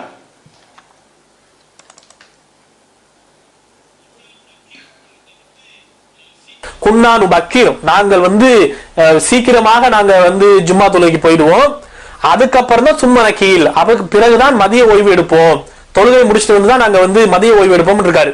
இத தமிழ்ல மொழிபெயர்த்தவர்கள் முற்பகல் தூக்கம்னு மொழிபெயர்த்து வச்சிருக்காங்க. ஆனா முற்பகல் தூக்கம்னு அதுக்கு அர்த்தம் கிடையாது. ஆங்கில டிரான்ஸ்லேஷன் பாருங்க, கூகுள்ல போய் அடிங்க, சஹீஹ் புகாரி 940 கூகுள்ல அடிச்சீங்கன்னா ஆங்கில மொழிபெயர்ப்பு அரபி மூலத்தோட வருது. அதுல படிச்சு பாருங்க ஆங்கிலத்துல எப்படி இருக்குது. We used to offer the Jumma prayer earlier விரைவா போயிடுவோம், and then have the afternoon nap, அதன் பிறகுதான் ஆஃப்டர்நூன் ஓய்வு, மதிய ஓய்வு. ஆஃப்டர்நூன்னா என்ன? பிள்ளைங்க good afternoon sir, good afternoon டீச்சர்னு குட் மார்னிங் வைக்கும்ல, எப்போ வைக்கும்? காலையில 10 மணிக்கு வாத்தியார் கிளாஸ் அட்டென்ட் பண்ணாருன்னா குட் மார்னிங் போடும். மத்தியானம் 12 மணிக்கு மேலதான் குட் ஆஃப்டர்நூன். ஆஃப்டர்நூன்ங்கிறது அடிப்படை எல்லாருக்கும் தெரிஞ்சது. ஆங்கில மொழிபெயர்ப்பு சரியா இருக்குது, ஆஃப்டர்நூன் நேப்னு வந்திருக்குது. ஆனா தமிழ்ல மொழிபெயர்த்தவர்கள் முற்பகல்னு மொழிபெயர்த்து வச்சிருக்காங்க, மொழிபெயர்ப்பு பிழை. குன்னானு பக்கீர், நாங்கள் சீக்கிரமாக நாங்க ஜும்மா தொழுகைக்கு போயிடுவோம், அதுக்கப்புறம் தான் சும்ம நக்கீல், அதுக்கு பிறகுதான் மதிய ஓய்வு எடுப்போம், தொழுகை முடிச்சுட்டு தான் நாங்க மதிய ஓய்வு எடுப்போம் இருக்காரு. இத தமிழ்ல மொழிபெயர்த்தவர்கள் முற்பகல் தூக்கம்னு மொழிபெயர்த்து வச்சிருக்காங்க. ஆனா முற்பகல் தூக்கம்னு அதுக்கு அர்த்தம் கிடையாது. ஆங்கில டிரான்ஸ்லேஷன் பாருங்க, கூகுள்ல போய் அடிங்க, சஹீஹ் புகாரி 940 கூகுள்ல அடிச்சீங்கன்னா ஆங்கில மொழிபெயர்ப்பு அரபி மூலத்தோட வருது. அதுல படிச்சு பாருங்க ஆங்கிலத்துல எப்படி இருக்குது.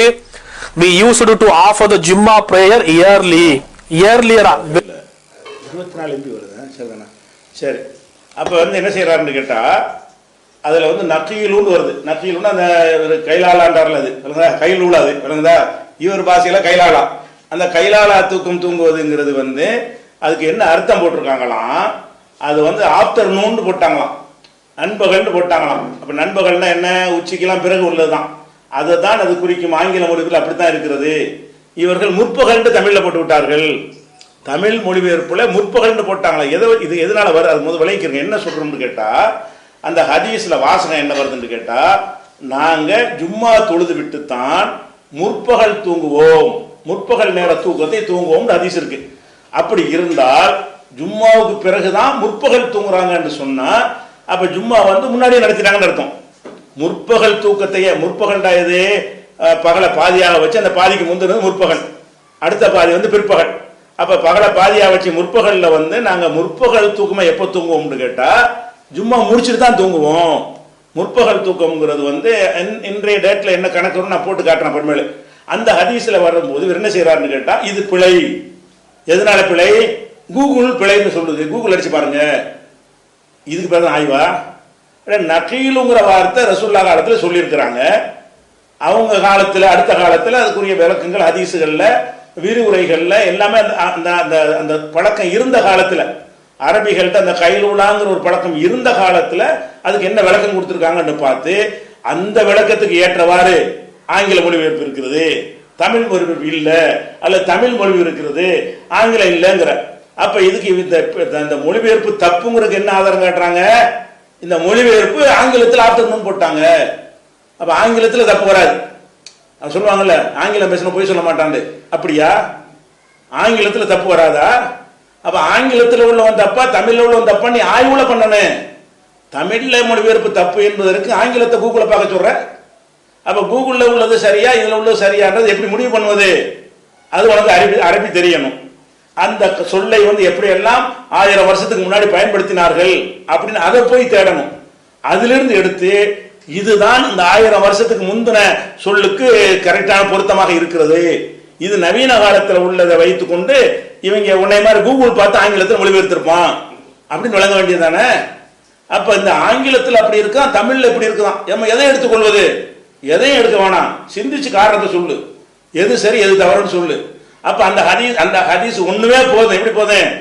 அது முற்பகல் தான் நான் அதை நிரூபிப்பேன், அது முற்பகலை தான் குறிக்கும் என்பதற்கு நான் ஆதாரத்தை நான் காட்டுவேன். இப்ப அவருடைய உணர்வுகளா சொல்லிவிட்டு அப்புறம் அந்த ஜும்மா தலைப்பு விரிவாக நான் என்ன செய்வேன், விலைக்கு சொல்லுவேன். அப்ப நகீலுங்கிற மொழிபெயர்ப்பு தப்பு. ஏன் தப்பு? நகீல் என்றா முற்பகல் தூக்கம் ரஹ்மத் புகாரில் போட்டுக்கிட்டாங்க. ஆனால் ஆங்கில மொழிபெயர்ப்புல ஆப்டர்நூன் போட்டாங்க. ஆப்டர்நூன்னா முற்பகல் பிற்பகல். அவங்க முற்பகல் போறாங்க, பிற்பகல் போறோம், அதனால இது தப்பு. இப்படிதான், இதான் ஆய்வா? இதுக்கு ஆங்கிலம் கரெக்டா இருக்கு, தமிழ்ல உள்ளவனு ஒண்ணும் தெரியாது. அப்படியா? அப்ப இன்னும் சொல்ல போனா ஆங்கிலத்துல மொழிபெயர்த்தவன் எல்லாம் இந்த தமிழ்ல மொழிபெயர்த்த அளவுக்கு அரபு மொழி ஞானம் உள்ளவன் கிடையாது. அவன்ல மாடர்ன் அரபி படிச்சுட்டு மொழிபெயர்க்கிறவங்க, மாடர்ன் அரபில் அரபிக் MA BN படிக்கிறவனுக்கெல்லாம் குர்ஆன் ஹதீஸில் உள்ள சரியா மொழிபெயர்க்க வராது. அந்த நவீன காலத்தில் உள்ள சொற்கள் இலக்கியங்கள் அதைத்தான் அவனுக்கு கரெக்டா சொல்ல முடியும். அதை கூட விளங்கி கொள்ளாம இந்த ஒரு வார்த்தை என்ன செய்யறாரு, அடுத்து சொல்றாரு. அடுத்து என்ன செய்யறாருன்னு கேட்டா, நத்தகத்தாண்டு ஒன்று வருது. நத்தகதாண்டர்ல நாங்கள் ஜும்மாவுக்கு பிறகுதான் நத்தகத்தா, அதாவது காலை உணவை சாப்பிடுவோம் அப்படின்ட்டு நம்ம மொழிபெயர்ப்புல போட்டுக்கிறாங்க. அப்ப ஜும்மா தொழுதுட்டு தான் காலை உணவு சாப்பிடுவோம்னா என்ன அர்த்தம் வரும்? அப்ப காலை உணவுக்கு அதுக்கு பிந்தி சாப்பிடுவாங்கன்னு சொன்னா முன்னாடியே ஜும்மா தொழுகிறாங்கன்னு அர்த்தம். காலை உணவுங்கிறது அப்படித்தான். ஒருத்தர் 2 பேர் தள்ளி போடுவோம், அது உதாரணம் காட்டுறாரு. ஒருத்தர் 2 பேர் உதாரணம் காட்டக்கூடாது. ஒட்டுமொத்தமா காலை உணவு கணக்கு இருக்கிறது. எல்லாரும் காலை உணவு 3 மணிக்கு சாப்பிட மாட்டான். காலை உணவு என்று சொன்னால் 10 மணிக்குள்ள சாப்பிட்டுருவான். சில பேர் 2 மணிக்கு காலை உணவு சாப்பிட்றான்னு அது கணக்குல சொல்லக்கூடாது, அது மக்கள் வழக்கத்தில் வராது. அப்ப காலை உணவு சாப்பிடுதல்ங்கிற வார்த்தையை தான் நத்தகத்தான்னு சொல்லுது. அதுக்கு அந்த அர்த்தம் இல்லையா? ஏன் அந்த அர்த்தம் இல்லை? அதான் அர்த்தம் பின்னாடி நிரூபிப்பேன், கிராமரை வச்சு நிரூபிப்பேன். இவர் சொன்னது அறியாமைக்காக சொல்றேன். இந்த நத்தகத்தாண்டு வருதுல, நாங்கள் ஜும்மா தொழுதுட்டு தான் காலை சாப்பாடை சாப்பிடுவோம். இப்ப காலை சாப்பாடு எவ்வளவு நாளைக்கு பட்டினியா கிடப்பான்? காலைல எந்திரிச்சோன்னா பசிக்கும், சாப்பிடணும். சாப்பிடாம இருந்து அப்புறமேல ஜும்மா தொழுதுட்டு, ஜும்மாவை 1:30 மணிக்கு தொழுது 2:30 மணிக்கு தொழுது விட்டு அப்புறமேல சாப்பிடுவானா? இல்ல. அப்புறமேல சாப்பிட்டா அது காலை உணவா வராது. காலை உணவு சாப்பிடுவோம் என்று சொன்னால் அந்த மத்தியானத்துக்குள்ள ஒடியாந்துடணும், முற்பகலுக்கு உள்ள ஒடியாந்துடணும். அந்த முற்பகல்ல சாப்பிடுற சாப்பாட்டைய ஜும்மா அன்னைக்கு மட்டும் என்ன செய்வோம்னு கேட்டா, ஜும்மா தொழுதுட்டு சாப்பிடுவோம். ஒரு 10 மணிக்கோ 11 மணிக்கோ தொழுது விட்டு அந்த காலை சாப்பாடை சாப்பிடுவோம். அது இருக்குது. அது தப்பான். எதனால தப்பு தெரியுமா? அந்த கூத்த கேளுங்க, ஆராய்ச்சிய. எதனால தப்புன்னு கேட்டா, மூணாவது போடுங்க.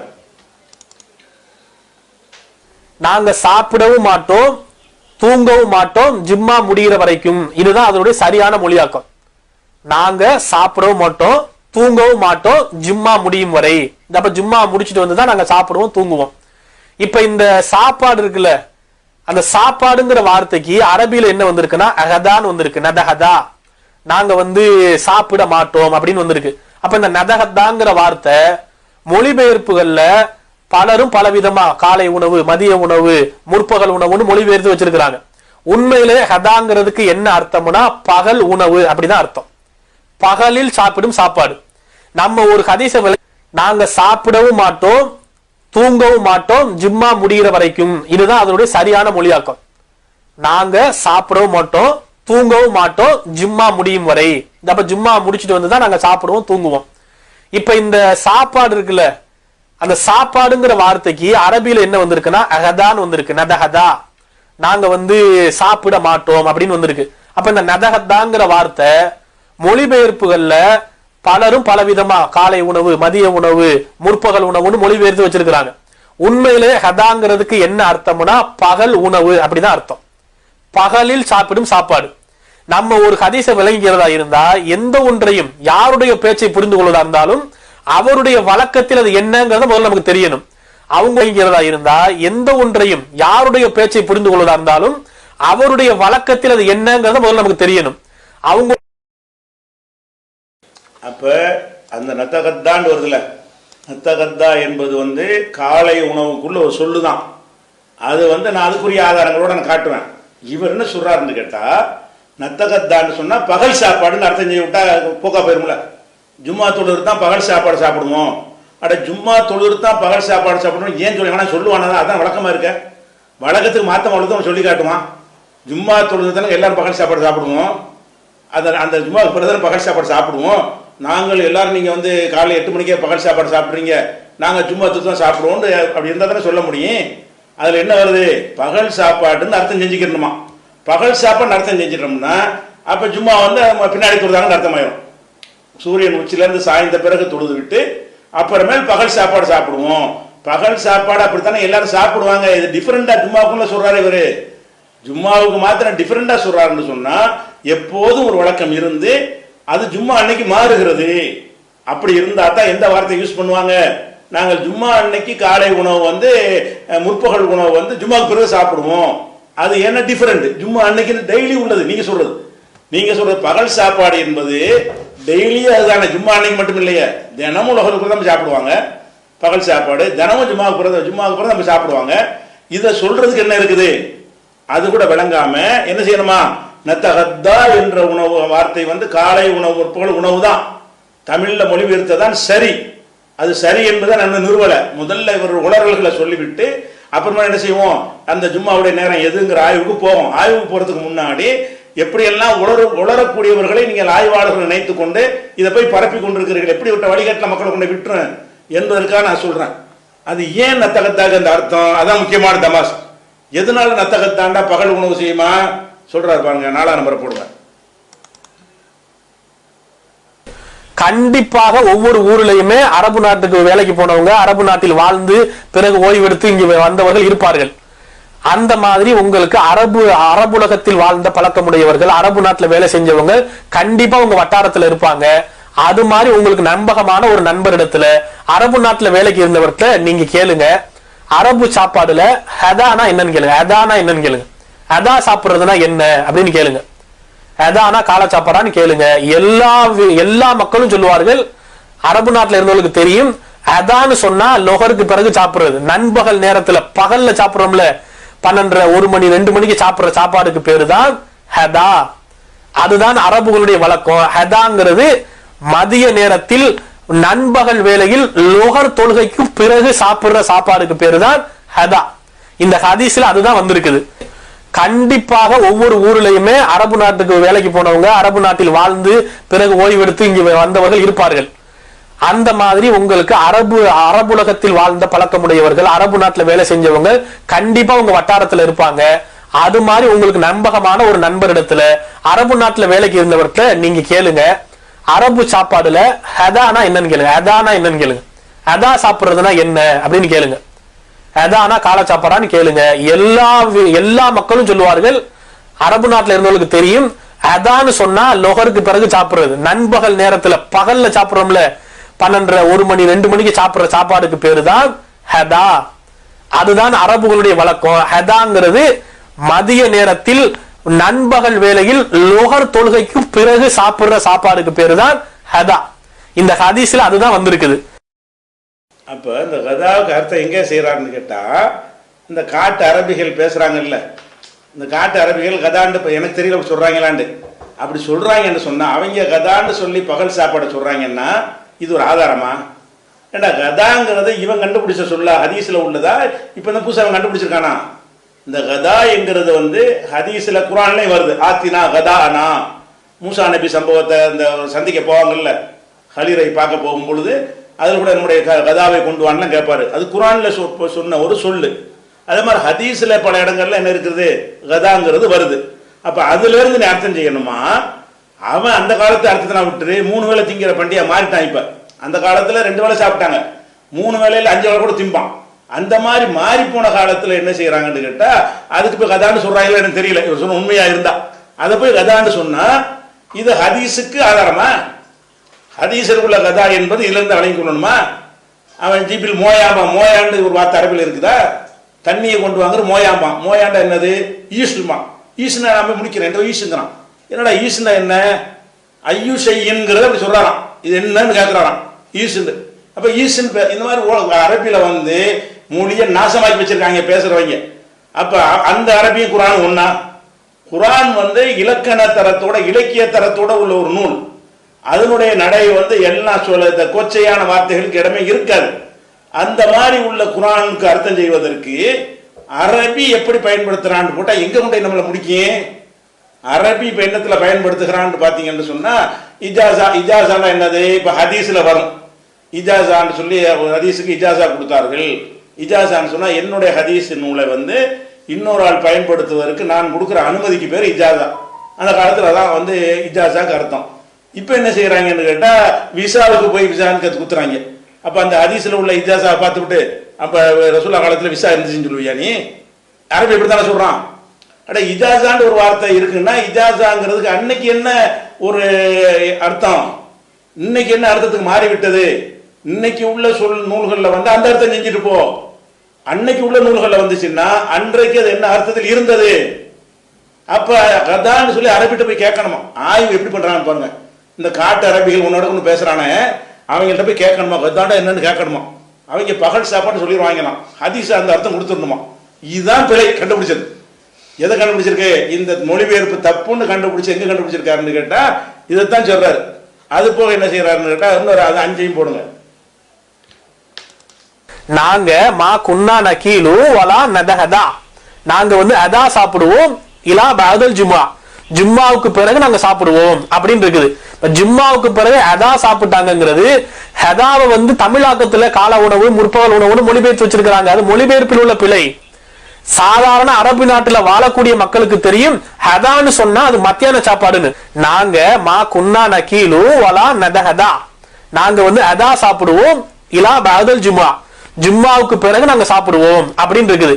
ஜும்மாவுக்கு பிறகு அதா சாப்பிட்டாங்கிறது ஹதாவை தமிழாக்கத்துல கால உணவு முற்பகல் உணவுன்னு மொழிபெயர்த்து வச்சிருக்காங்க. அது மொழிபெயர்ப்பில் உள்ள பிழை. சாதாரண அரபு நாட்டுல வாழக்கூடிய மக்களுக்கு தெரியும் ஹதான்னு சொன்னா அது மத்தியான சாப்பாடுன்னு. அப்ப நீங்க முதல்ல இந்த மாதிரியான குழப்பங்களை தவிர்ப்பதற்கு உங்களுக்கு நம்பகமான ஆளுகள்கிட்ட பல முறை நீங்க ஆய்வு செய்யுங்க, சிந்திச்சு பாருங்க. அப்ப நீங்க முதல்ல இந்த மாதிரியான குழப்பங்களை தவிர்ப்பதற்கு உங்களுக்கு நம்பகமான ஆளுகள்கிட்ட பல முறை நீங்க ஆய்வு செய்யுங்க, சிந்திச்சு பாருங்க. அதை எதை இதுலயும் சொல்றாரு. என்ன சொல்றாருன்னு கேட்டா, அந்த புகாரியுள்ள தமிழ் மொழிபெயர்ப்பு சரியா பண்ணப்பட்டிருக்கிறது. முற்பகல் உணவு தான் அதுக்கு ஆதாரம் பின்னாடி சொல்ல போறேன். ஆனால் இவர் என்ன செய்யறாருன்னு கேட்டா, அரபுகள் பழக்கத்தை போய் பார்க்கிறாரு. அவங்க கதான்னு சொல்றாங்களாம். அரபு குரான் சொல்றானா, இவரு இந்த வேலை பார்க்குற இடத்துல சொன்னாங்களா என்னன்னு தெரியல. எல்லாருமே சொல்லட்டுமே, அரபி பூராமே சொல்லட்டுமே. சொன்னான்னு சொன்னா அந்த கதாவுக்கு ஹதீஸ்ல வர்ற கதாவுக்கு இந்த அர்த்தம் கொடுத்துட முடியுமா? ஹதீஸ்ல வர்ற கதா நதகத்தா என்பதற்கு என்ன அர்த்தம் செய்யணும்? அதை என்ன அர்த்தத்தில் அன்றைக்கு பயன்படுத்தினார்கள் அங்க போய் பார்க்கணும். அதிலிருந்து ஆதாரங்கள் அள்ளி போட்டு இது பிழைன்னு ஒருத்தன் சொல்லுவானே, ஆனால் அதுக்கு பேர் ஆய்வு. நீ அரபிகள் பேசுற வச்சுட்டு பண்ண போனீங்கன்னா என்ன ஆயிரும், உன்னோட ஒன்று ஆகி போயிடும். அந்த மாதிரி ஒரு வேலையை தான் செஞ்சிருக்கிறார். அதே மாதிரி இன்னொரு உதாரணத்தை பாருங்க, வரு அதுக்கு காரணம் சொல்றாரு, போடுங்க. ஒட்டுமொத்த பகலையும் ஒரு மாதிரி அணுகுவார்கள், ஒட்டுமொத்த இரவையும் ஒரு மாதிரி அணுகுவார்கள். இப்ப நம்ம ஒரு 24 மணி நேரம் கொண்டு ஒரு முழுமையான நாளை தான் ஒரு நாள்னு சொல்லுவோம். நான் மக்காவுக்கு போனேன், 2 நாட்கள் தங்கி இருந்தேன் அப்படின்னு சொல்றோம். இது நம்ம வழக்கத்துல சொன்னா என்ன அர்த்தம், நான் மக்காவுக்கு போய் 2 நாள் தங்கி இருந்தேன்னா 24 மணி நேரம் கொண்ட இரவு பகல் உள்ளடக்கிய 24 மணி நேரம் ஒரு நாள். அடுத்து 24 மணி நேரம் இரண்டாவது நாள், 48 மணி நேரங்கள் நான் தங்கி இருந்தேன் அப்படிங்கறது தான் என் பாஷையில நான் எப்படி சொல்றேன், நான் மக்காவுக்கு போய் 2 நாள் தங்கி இருந்தேன். இதே விஷயத்த ஒரு அரபி எப்படி சொல்லுவார் தெரியுமா, அரபுடைய வழக்கம் என்ன தெரியுமா, அவர் எப்படி சொல்லுவார்னா, நான் மக்காவுக்கு போனேன் யௌமன் வ லைலத்தன், 2 பகலும் 2 இரவும் தங்கி இருந்தேன் பார். அவர் யௌமுன்னு சொல்லுவது நாளுங்கிற 24 மணி நேரத்தை குறிக்காது. அவருடைய கணக்குல 2 பகலு 2 இரவு. ஒட்டுமொத்த பகலையும் ஒரு மாதிரி அணுகுவார்கள், ஒட்டுமொத்த இரவையும் ஒரு மாதிரி அணுகுவார்கள். இப்ப நம்ம ஒரு 24 மணி நேரம் கொண்ட ஒரு முழுமையான நாளை தான் ஒரு நாள்னு சொல்லுவோம். நான் மக்காவுக்கு போனேன், 2 நாட்கள் தங்கி இருந்தேன் அப்படின்னு சொல்றோம். இது நம்ம வழக்கத்துல சொன்னா என்ன அர்த்தம், நான் மக்காவுக்கு போய் 2 நாள் தங்கி இருந்தேன்னா 24 மணி நேரம் கொண்ட இரவு பகல் உள்ளடக்கிய 24 மணி நேரம் ஒரு நாள். அடுத்து 24 மணி நேரம் இரண்டாவது நாள், 48 மணி நேரங்கள் நான் தங்கி இருந்தேன் அப்படிங்கறது தான் என் பாஷையில நான் எப்படி சொல்றேன், நான் மக்காவுக்கு போய் 2 நாள் தங்கி இருந்தேன். இதே விஷயத்த ஒரு அரபி எப்படி சொல்லுவார் தெரியுமா, அரபுடைய வழக்கம் என்ன தெரியுமா, அவர் எப்படி சொல்லுவார்னா, நான் மக்காவுக்கு போனேன் யௌமன் வ லைலத்தன், 2 பகலும் 2 இரவும் தங்கி இருந்தேன் பார். அவர் யௌமுன்னு சொல்லுவது நாளுங்கிற 24 மணி நேரத்தை குறிக்காது. அவருடைய கணக்குல 2 பகலு 2 இரவு. அப்ப இதுக்கு உதாரணம் காட்டுறாரு. எதுக்கு இந்த கதாவை அர்த்தம் செஞ்சதுக்கு, இந்த அரபிகளுடைய பழக்கத்தை பார்த்து அர்த்தம் செஞ்சாரு இல்லையா, அதுக்கு வலுவூட்டுறதுக்காக வேண்டி ஒரு பாயிண்ட் எடுத்து போடுறாரு.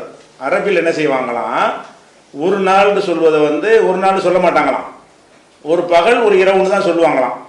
2 நாள் என்பதை சொல்லும் போது 2 பகல் 2 இரவுன்னு தான் சொல்லுவாங்க. அதான் அவங்களுடைய வழக்கம். நம்ம என்ன செய்வோம், 2 நாள் என்று சொல்லிவிடுவோம். ஆனால் அவங்க என்ன செய்வாங்கன்னு கேட்டால் 2 நாளுங்கிறது அவங்க யூஸ் பழக்கத்தில் கிடையாது. இப்படின்னு ஒரு புல்டா விட்டு அடிக்கிறார். குரான்லே ஹதீஸ்லே யௌமு மட்டுமே நிறைய வந்திருக்கிறது. யௌமு யௌமானி ஐயாமுன்னு என்ன செய்யறது, இரவை சேர்க்காம வந்திருக்கிறது. யௌமுல் கியாமா யௌமுல் ஜுமான்னு யௌமுன்னு அடிச்சு அவ்வளவு விழுகிறது. லைலத்து அங்கே வரவே இல்லை. அப்ப யௌமு என்கிற வார்த்தை இது எதுக்குன்னா, இதுல அறியாமை சுட்டி காட்டுறதுக்கு தான். அவர் இந்த கதாவுக்கு அர்த்தம் செய்து நியாயப்படுத்துறதுக்கு இதை கொண்டு இழுக்கிறார். பாத்தீங்களா அரபிகள் எப்படி பயன்படுத்துறாங்க, நம்ம மாதிரி படுத்துனா வேற மாதிரி பயன்படுத்துறாங்கன்னு காட்டுறாங்களாம். இவர் சொல்றபடி என்னன்னு கேட்டா, யௌமு என்கிற வார்த்தைக்கு அது மாத்திரம் சொல்லப்படும் என்று சொன்னால் 24 hours அர்த்தம். யௌமு என்பதோட லைலத்துன்னு சேர்த்து விட்டால் யௌமுக்கு பகல் அர்த்தமாயிரும். அரபியுடைய பழக்கம் என்னன்னு கேட்டா, இவர் சொன்ன பழக்கம் கிடையாது. இவர் சொல்லக்கூடிய வகையில் அரிதாக சொல்வார்கள் யௌமுன் உலைலத்துண்டு. அதாவது யௌமு என்கிற வார்த்தைக்கு ஃபுல் டே அர்த்தம் இருக்குது. அந்த இரவும் ஒரு நாளும் சேர்த்தாங்கன்னு சொன்னா ஆஃப் டேங்கிற அர்த்தம் வந்துடும், அது பகல் அர்த்தம் வந்துடும். அப்ப வெறுமனே யௌமு என்றால் 24 மணி நேரம் தான் அரபில. அது மாதிரி குரான்ல ஹதீஸ்ல நிறைய என்ன செய்கிறது சொற்கள் வந்திருக்கிறது. அது இவர் கூகுள் ஆள் தானே, இவருக்கு தெரியாது. இல்லாட்டி அரபிகள் ஏதாவது பேசுறாங்கன்னு நம்ம துடு பாப்பார்கள் இருக்கு, அதை பார்த்துக்கிட்டு இதான் அரபிகள் வழக்கம், இன்னைக்கு உள்ள அரபிகள் வழக்கம் அப்படியே எனக்கு தெரியும், அந்த வழக்கத்தின் ஆதாரம் எடுக்கவே மாட்டேன், அது சொல்லிட்டு இருந்துட்டு போகுது. ஹதீஸ்லயும் குரான்ல இருக்கா இல்லையா யௌமுங்கிற மட்டும் இல்லையா, யௌமு என்பது முழு நாளையும் குறிக்கக்கூடியதாக வரவே இல்லையா. நோன்பை பற்றி வரும் பொழுது 1வது நாள் 3வது நாள் 4வது நாள் வருது, அதுக்கு என்ன அர்த்தம், முழு நாள் தான் அர்த்தம் அதுக்கு. அப்ப யௌமுங்க தனி அது லிஸ்டே போடலாம். இது சாதாரண ஒரு எல்கேஜி விஷயம். அரபி தெரிஞ்சு இருந்து அரபில போய் அந்த ஹதீஸ்லையும் குரான்லையும் சர்ச் பண்ணி எடுத்தால் யௌமு என்கிறது 24 மணி நேரத்துக்கும் சொல்லப்படும். அதே நேரத்தில் யௌமோட குரான்ல கூட அது வரும். யௌமோட லைலத்துன்னு சேர்த்து ஜோடியா சொன்னாங்கன்னு சொன்னா இரவை சொல்லிட்டதுனால இரவை கழிச்சுட்டு அது பகல் அர்த்தமாக்கும். யௌமுன்னு ஒரு சொல்லுக்கு 2 அர்த்தம். சலாதத் ஐயாமின் அப்படின்னு சொன்னா 3 நாட்கள் தான். ஈசா அவருடைய ஜக்கரியா நபி 3 நாளைக்கு நீ பேச மாட்டாயின்னு வருது, 3 நாளைக்குன்னா 3 நாள் தான், 72 மணி நேரம் தான், அப்படி வரும். அதே மாதிரி 7 பகலும் 8 இரவுகளும் அந்த ஆது கூட்டத்துக்கு சமூக கூட்டத்துக்கு அந்த புயல் வீசியதை பத்தி எல்லாம் சொல்றான். இரவை சேர்த்து வைக்கும்போது அப்ப அந்த பகல் இரவுன்னு மாத்திக்கிற அர்த்தத்தை. அப்ப யௌமுங்கிற வார்த்தைக்கு வந்து இப்படி கிடையாதான். அரபில வந்து யௌமுண்டா 24 மணி நேரம் கிடையாது. யௌமுண்டால யௌமுன் லைலத்துன் தான் சேர்த்து சொல்லுவாங்க. அவங்க சொல்றாங்களா எனக்கு தெரியாது, அது எனக்கு மார்க்குது அவசியம் இல்லை. அப்படி சொன்னாங்க என்று சொன்னா மாத்தி விட்டாங்கன்னு அர்த்தம். நீ குரான்லயும் ஹதீஸ்லயும் அது இருந்துச்சா? குரான் ஹதீஸ்ல வந்து யௌமு என்பது முழு நாளுக்கு தான் சொல்லப்படும். அதை லைலத்து சேர்த்தால் மட்டும்தான் பகல் இரவுங்கிற அர்த்தம் வரும். இரவுன்னு உன்னை சேர்த்துட்டீங்க என்று சொன்னா யௌமுங்கிற வார்த்தைக்கு பகலுங்கிற அர்த்தம் ஆகி போயிடும். இதை கூட விளங்காம இது பயங்கர ஆதாரமா கொண்டாந்து என்ன செய்யறாரு, பில்டப் பண்ணி பார்க்கறத பார்க்குறோம். இப்போ நம்ம வந்து அந்த ஆய்வு விஷயத்துக்கு போயிடுவோம். இப்போ இந்த ஹதீஸ்ல இருந்து அந்த ஹதீஸ் தெளிவான ஆதாரமா இருக்குது. எந்த ஆதாரமா இருக்குது? காலை உணவு சம்பந்தமாகத்தான் அது சொல்லுகிறது. ஆனால் அவர் என்ன செய்யறாருன்னா அது இல்லை அப்படிங்கிற மாதிரி வந்து வாதம் பண்ணிக்கிட்டு இருக்கிறார். சரி, இப்போ அதில் வந்து ஜும்மா நேரத்துக்குள்ள நுழைஞ்சிருவோம். ஜும்மா நேரத்தை பற்றி என்ன வருதுன்னு கேட்டா, சில ஹதீஸ் அவர் சொல்றாரு. ஜும்மா நேரம் வந்து எப்போ தொழுவீங்க என்று கேட்கும் பொழுது சூரியன் சாயும் போது தொழுவோம் என்று ஹதீஸ் இருக்கிறது. அந்த ஹதீஸை வைத்துக் கொண்டு பார்த்தீர்களா, சூரியன் சாய்வது என்றால் உச்சிலிருந்து சாய்வது லோகர் நேரத்தில் தான் ஜும்மா தொழுவோம் என்று ஹதீஸ் இருக்கிறது, புகாரில் இருக்கிறது, முஸ்லீம்ல இருக்குது அப்படின்னு சொல்லி என்ன செய்யறாருன்னு கேட்டா அது ஒரு வார்த்தையை சொல்றாரு. அப்படி இருக்கு. அப்படி இருந்தா என்ன அர்த்தம்? அப்படி தொழுவலாம்னு அர்த்தம். அப்படித்தான் தொழுன்னு அர்த்தம் கிடையாது. இப்படி தொழுதார்கள் என்றும் அப்படி தொழுதார்கள் இருக்கும் என்று சொன்னால் இதை நீங்கள் சான்றாக வைத்துக் கொண்டு நீங்கள் ஜும்மாவுக்கு லோகர் நேரம் வந்த பிறகு ஜும்மா தொழுதாலும் அதுக்கும் ஆதாரம் இருக்கிறது. அதை நாங்கள் மறுக்கலையே. ஜும்மா லோகருக்கு பிறகு தொழக்கூடாது நேரம் சொன்னோமா? லோகருக்கு பின்னாடி தொழலாம்ல. அப்ப லோகருக்கு ஜவாலுக்கு பின்னாடி ரசூல்லா தொழுவாங்கன்னு ஒரு ஹதீஸ் அறிவிக்கிறார். யார்? அனஸ் அறிவிக்கிறார். அதைத்தான் அவர் வாய்ச்சார். தமிழ் சம்சன் வாய்ச்சார்ல, புகாரி 904 ஹதீஸ் வாய்ச்சார். இன்னொரு இடத்துல இந்த கருத்து நிறைய வருது, சில கருத்துக்கள்லாம் வருது. சில ஹதீஸ்ல என்ன வருதுன்னு கேட்டா, ஜும்மா தொழுகையை நாங்கள் சூரியன் உச்சிலிருந்து சாயும்ல, உச்சிக்கு வர்ற வரைக்கும் இந்த காலை நேரம் ஆயிடுது. உச்சிக்கு வந்தா தொழுகை தடுக்கப்பட்ட நேரம் ஆயிடுது. உச்சியிலேருந்து கொஞ்சம் நிழல் இந்த பக்கம் சாஞ்சிருச்சுன்னு சொன்னா லோகர் நேரம் ஆரம்பமாகி விடுகிறது. அதுதான் ஜும்மாவுடைய நேரமும். அந்த கருத்துப்பட அவர் சில 2-3 ஹதீஸ் வந்திருக்கு என்று சொல்கிறார். அதை நம்ம மறுக்கவே இல்லை. அப்படியும் தொழக்கூடாது நம்ம சொன்னோமா? லோகருக்கு பிறகு தொழுதுனா செல்லாதுன்னு சொல்றோம். அப்படிதான் அதிகமான இடத்துல தொழுகிறாங்க. நம்ம கூட இந்த மாதிரி நேரத்தான் தொழுதுட்டு இருக்கிறோம். ஆனால் இப்படி தொழுகிறதுக்கு ஆதாரம் இருக்குதான்னு நீங்க பார்க்கணும். அப்ப இதை ஏத்துக்கணும், அதை மறுப்பேன்னு போகக்கூடாது. அதுவும் இருக்கிறது. இன்னும் சொல்ல போனா ரசூல் ஸல்லல்லாஹு அலைஹி வஸல்லம் அவர்கள் ஜும்மாவை பொறுத்த வரைக்கும் 2 வகையான நிலைப்பாட்டை எடுத்திருக்கிறார்கள் அப்படிங்கிற ஹதீஸ் வந்து அதே அனஸ் ரலியல்லாஹு ஹதீஸ்ல வருகிறது. எந்த அனஸ் வந்து இதை சொல்றாரோ அந்த ஹதீஸ்ல இருந்து ஒரு 2 ஹதீஸ் தள்ளி, அது 904, இது 906, 2 புகாரி.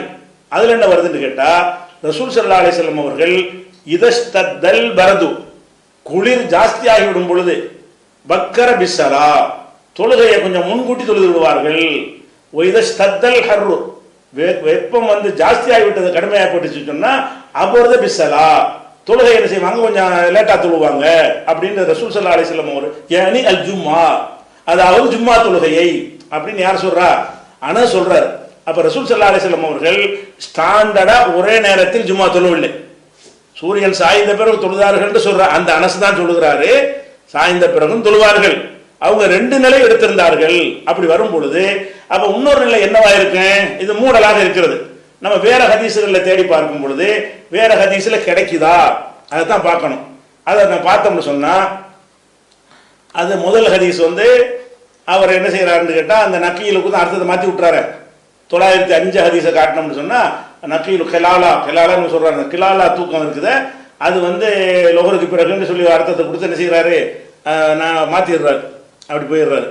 இப்போ வந்து இந்த கைலூலாங்கிற ஒரு தூக்கம் அந்த ஹதீஸ்ல என்ன வருது? முதல் விஷயம், இவர் என்ன ஹதீஸை வச்சு பேசுறாரோ அது அதை விட வலுவான ஆதாரம்லாம் இருக்கிறது, அதெல்லாம் அவர் பார்க்கவே இல்லை. ஆனால் அவர் எந்த ஹதீஸை வச்சுக்கிட்டு அர்த்தம் தப்பு என்று சொல்லி அது அந்த தொழுகை நேரத்தை குறிக்காதுன்னு சொன்னாரோ, அந்த கைலூலாவை சொன்னாரோ, அந்த கைலூலா என்பதற்கு வந்து எல்லா அகராதி ஆரம்ப கால அகராதி நூல்களில் என்ன சொல்றாங்கன்னா நிஸ்புன் நகார், நிஸ்புன் நகாரில் தூங்குவது. நிஸ்புன் நகார் என்றால் பகலின் பாதி, பகலின் பாதியில் தூங்குவது அப்படின்னு வருது. பகலின் பாதி என்பது வந்து இஸ்லாமிய கணக்கில் பகலின் பாதிங்கிறது என்ன அதை பார்க்கணும்ல. பகல்னு சொன்னா அதாவது எப்ப இருந்து பகல் ஆரம்பிக்கிறது, பகல் எப்போ ஆரம்பிக்கிறது? அல்லாஹ் என்ன செய்யறான்னு கேட்டா நோன்பை பத்தி பேசுகிறான். நோன்பை பத்தி பேசும்போது 2வது அத்தியாயத்தில் 187வது வசனத்தில் சொல்கிறான், அதாவது சும்மா திமுசியாம, நோன்பை நீங்கள் முழுமையாக்குங்கள், இலல் லைலி, இரவு வரைக்கும் முழுமையாக்குங்கள் அப்படின்னு சொல்றான். அதே மாதிரி நீங்க எப்ப ஆரம்பிக்கணும்னு கேட்டா மினல் ஃபஜ்ரி ஹத்தா யதபய்யன லக்குமுல் ஹைத்துல் அபியது மினல் ஹைத்துல் அஸ்வதி மினல் ஃபஜ்ரி, அத ஃபஜ்ரில இருந்து நீங்கள் ஆரம்பிச்சிருங்க இரவு வரைக்கும் அப்படின்னு குர்ஆன்ல இருக்குது. அப்ப இரவு வரைக்கும்னு சொன்னா அந்த ஃபஜ்ர்ல இருந்து பகல் ஆரம்பிச்சுன்னு அர்த்தம். ஃபஜ்ர்ல ஆரம்பிச்சு இரவு வரைக்கும்னு சொன்னா அந்த பகல்ங்கிறதுடைய கணக்கு என்ன? ஃபஜ்ர் தான் ஆரம்பம். இவங்க இங்கிலீஷ் கணக்கில் என்ன செய்வாங்கன்னா 6 மணிக்கு கணக்கு வச்சிருப்பாங்க. 6 கணக்கு வச்சு 6 to 12 அதான் நண்பகல் அப்படின்னு போடுவாங்க. நம்ம மார்க்க பிரகாரம் என்னன்னு கேட்டா அந்த பகலின் ஆரம்பம் வந்து ஃபஜ்ர் தான். உதாரணமாக இன்றைக்கு நீங்க ஒரு ஊருக்கு வெவ்வேறு டைம் வரும். நான் இப்போ சென்னைக்கு எடுத்திருக்கிறேன் உங்களுக்கு புரிய வைக்கிறதுக்காக வேண்டி. இன்றைக்கு சென்னையில் சுபுடைய நேரம் 4:59 5ன்னு வைங்க. இன்னைக்கு சென்னையில் சில அப்ளிகேஷன் 1 மணி நேரம் இருக்கும், இதுதான் கணக்கு. அப்போ இன்றைக்கு சுபுகு நேரம் என்ன? 4:59, ஒரு நிமிஷம் தான் விட்டுருவோம். 5 மணிக்கு சுபுகு வருது. சரி, மகரிப் எப்போ வருது? சுபுகு வருதுன்னா பகல் ஆரம்பிக்குது. மகரிப் எப்போ வருது? 5:40க்கு வருது. 5லேருந்து 5க்கு வராம 5:40க்கு மகரிப் வருது. அப்ப என்ன ஆகுதுன்னு கேட்டா 12 மணி நேரமும் 40 நிமிஷம் வருது. அந்த பகல் எவ்வளவு வருது? 5க்கு ஆரம்பிக்குது சுபு பகல், மகரிப் தானே இரவு, அது வரைக்கும் தான் இரவு வரைக்கும் தான் நோன்பு வைக்க சொல்றான்ல. மகரிபானா இரவாயிருச்சு. மகரிப் வரைக்கும் மகரிபுடைய டைம் என்ன போட்டிருக்காங்கன்னா 5:40 போட்டிருக்காங்க. 5:40ன்னா 5 to 5 12 ஆயிடுச்சு. ஒரு 40 எக்ஸ்ட்ரா இருக்கு, 12:40. அப்ப 12:40 தான் ஒரு பகல் இன்னைக்கு உள்ள கணக்குக்கு 12:40. அதுல பாதி எது? பாதி 6:20. 12:40 ஒரு நாளுடைய ஒரு பகலுடைய மொத்த டைம் 12:40 13 கூட சில வரும். நான் இன்னைக்கு தேதியில வச்சு புரியுறதுக்கா சொல்றேன். 12 மணி நேரமும் 40 நிமிஷமும் இன்றைக்கு பகல் இருக்கிறது. அதில் பாதி என்று சொன்னால் 6 மணி நேரமும் 20 நிமிஷம் பாதி. சரி, 6 மணி நேரம் 20 நிமிஷம் எப்போ வரும்? 5 மணிக்கு ஆரம்பிச்சா அதுல இருந்து ஒரு 6 மணி 20 நிமிஷத்தை கூட்டிங்கன்னா 11:20க்கு வந்துடும். எது? நிஸ்ஃபுன் நஹாருங்கிறது 11:20. அலோகர் நேரம் இல்லை, ஆனா பாதி. அதாவது இல்லை, கைலூலாவுக்கு அகராதியில் தரக்கூடிய அகராதினா கூகுள் அகராதி இல்லை. அதாவது பழங்கால அகராதியில் உள்ள விஷயம் என்னன்னு கேட்டா நிஸ்ஃபுன் நஹாரு, பகலின் பாதி. பகலை சரிபாதி ஆக்கணும். சரிபாதி ஆக்கி தூங்குற தூக்கம் தான் கைலூலா. பகலுடைய சரிபாதி நம்ம இன்னைக்கு சென்னையுடைய தேதி நீங்க உங்களுக்கு கூட்டு கணக்கு பார்த்துக்கோங்க. இன்றைக்கு சென்னையுடைய தேதி பிரகாரம் 5 மணிக்கு சூரியன் சுபுக ஆரம்பிக்கிறது, 5:40க்கு மகரிப் வருகிறது, மொத்தம் 12 மணி நேரமும் 40 நிமிஷம் வருகிறது. 12 மணி நேரம் 40 நிமிஷத்தை சரிபாதியா விட்டுனா 6 மணி நேரம் 20 நிமிஷம் வருகிறது. இந்த 6 மணி 20 நிமிஷத்தை ஃபஜ்ர் நேரத்தில் கூட்டுங்க. 5 மணிக்கு ஃபஜ்ர் பிளஸ் ஒரு 6:20, 5 6 11:20. 11:20க்கு தூங்குறதுக்கு பேர் தான் கைலூலா. அந்த கைலூலா இப்ப தூங்குறது இல்ல, லோகருக்கு பிந்தி தூங்குறது இல்ல. லோகர் இப்ப வருது 11:58க்கு வருது இன்னைக்கு தேதியில. இன்னைக்கு தேதி லோகர் 12 மணிக்கு வருது. அதுக்கு முன்னாடி 40 நிமிஷத்துக்கு முன்னாடியே வந்துருது. அப்ப அந்த சின்ன குட்டி தூக்கம் தான் ஆகும். கைலூலா என்பது சின்ன குட்டி தூக்கம் போடுவாங்க, லோகர் ஆகி போயிடும். அப்ப லோகருக்கு முன்னாடியே தூங்குறதுக்கு பேர் தான் கைலூலா. அது எங்க இருந்து எடுக்கிறோம்?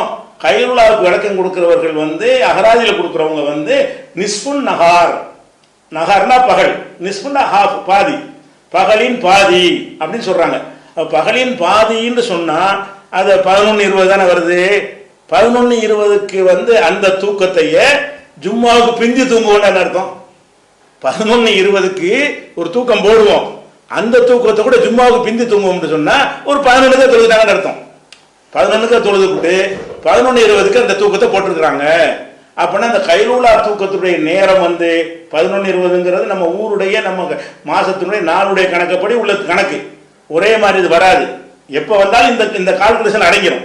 அப்ப இன்னைக்கு சென்னையுடைய கணக்கு பிரகாரம் 11 மணி 20 நிமிஷத்துக்கு என்ன வந்துருது? கைலூலா டைம் வந்துருது. 11:20க்கு பிறகு இன்னொரு 40 நிமிஷம் கழிச்சு தான் லோகர் வருது, சூரியன் ஜாய போகுது. அதுக்கு முன்னாடி தூங்கிடுறாங்க. தூங்குறத நாங்க என்ன செய்வோம்னு கேட்டா ஜும்மா முடிச்சுட்டு தூங்குவோம்.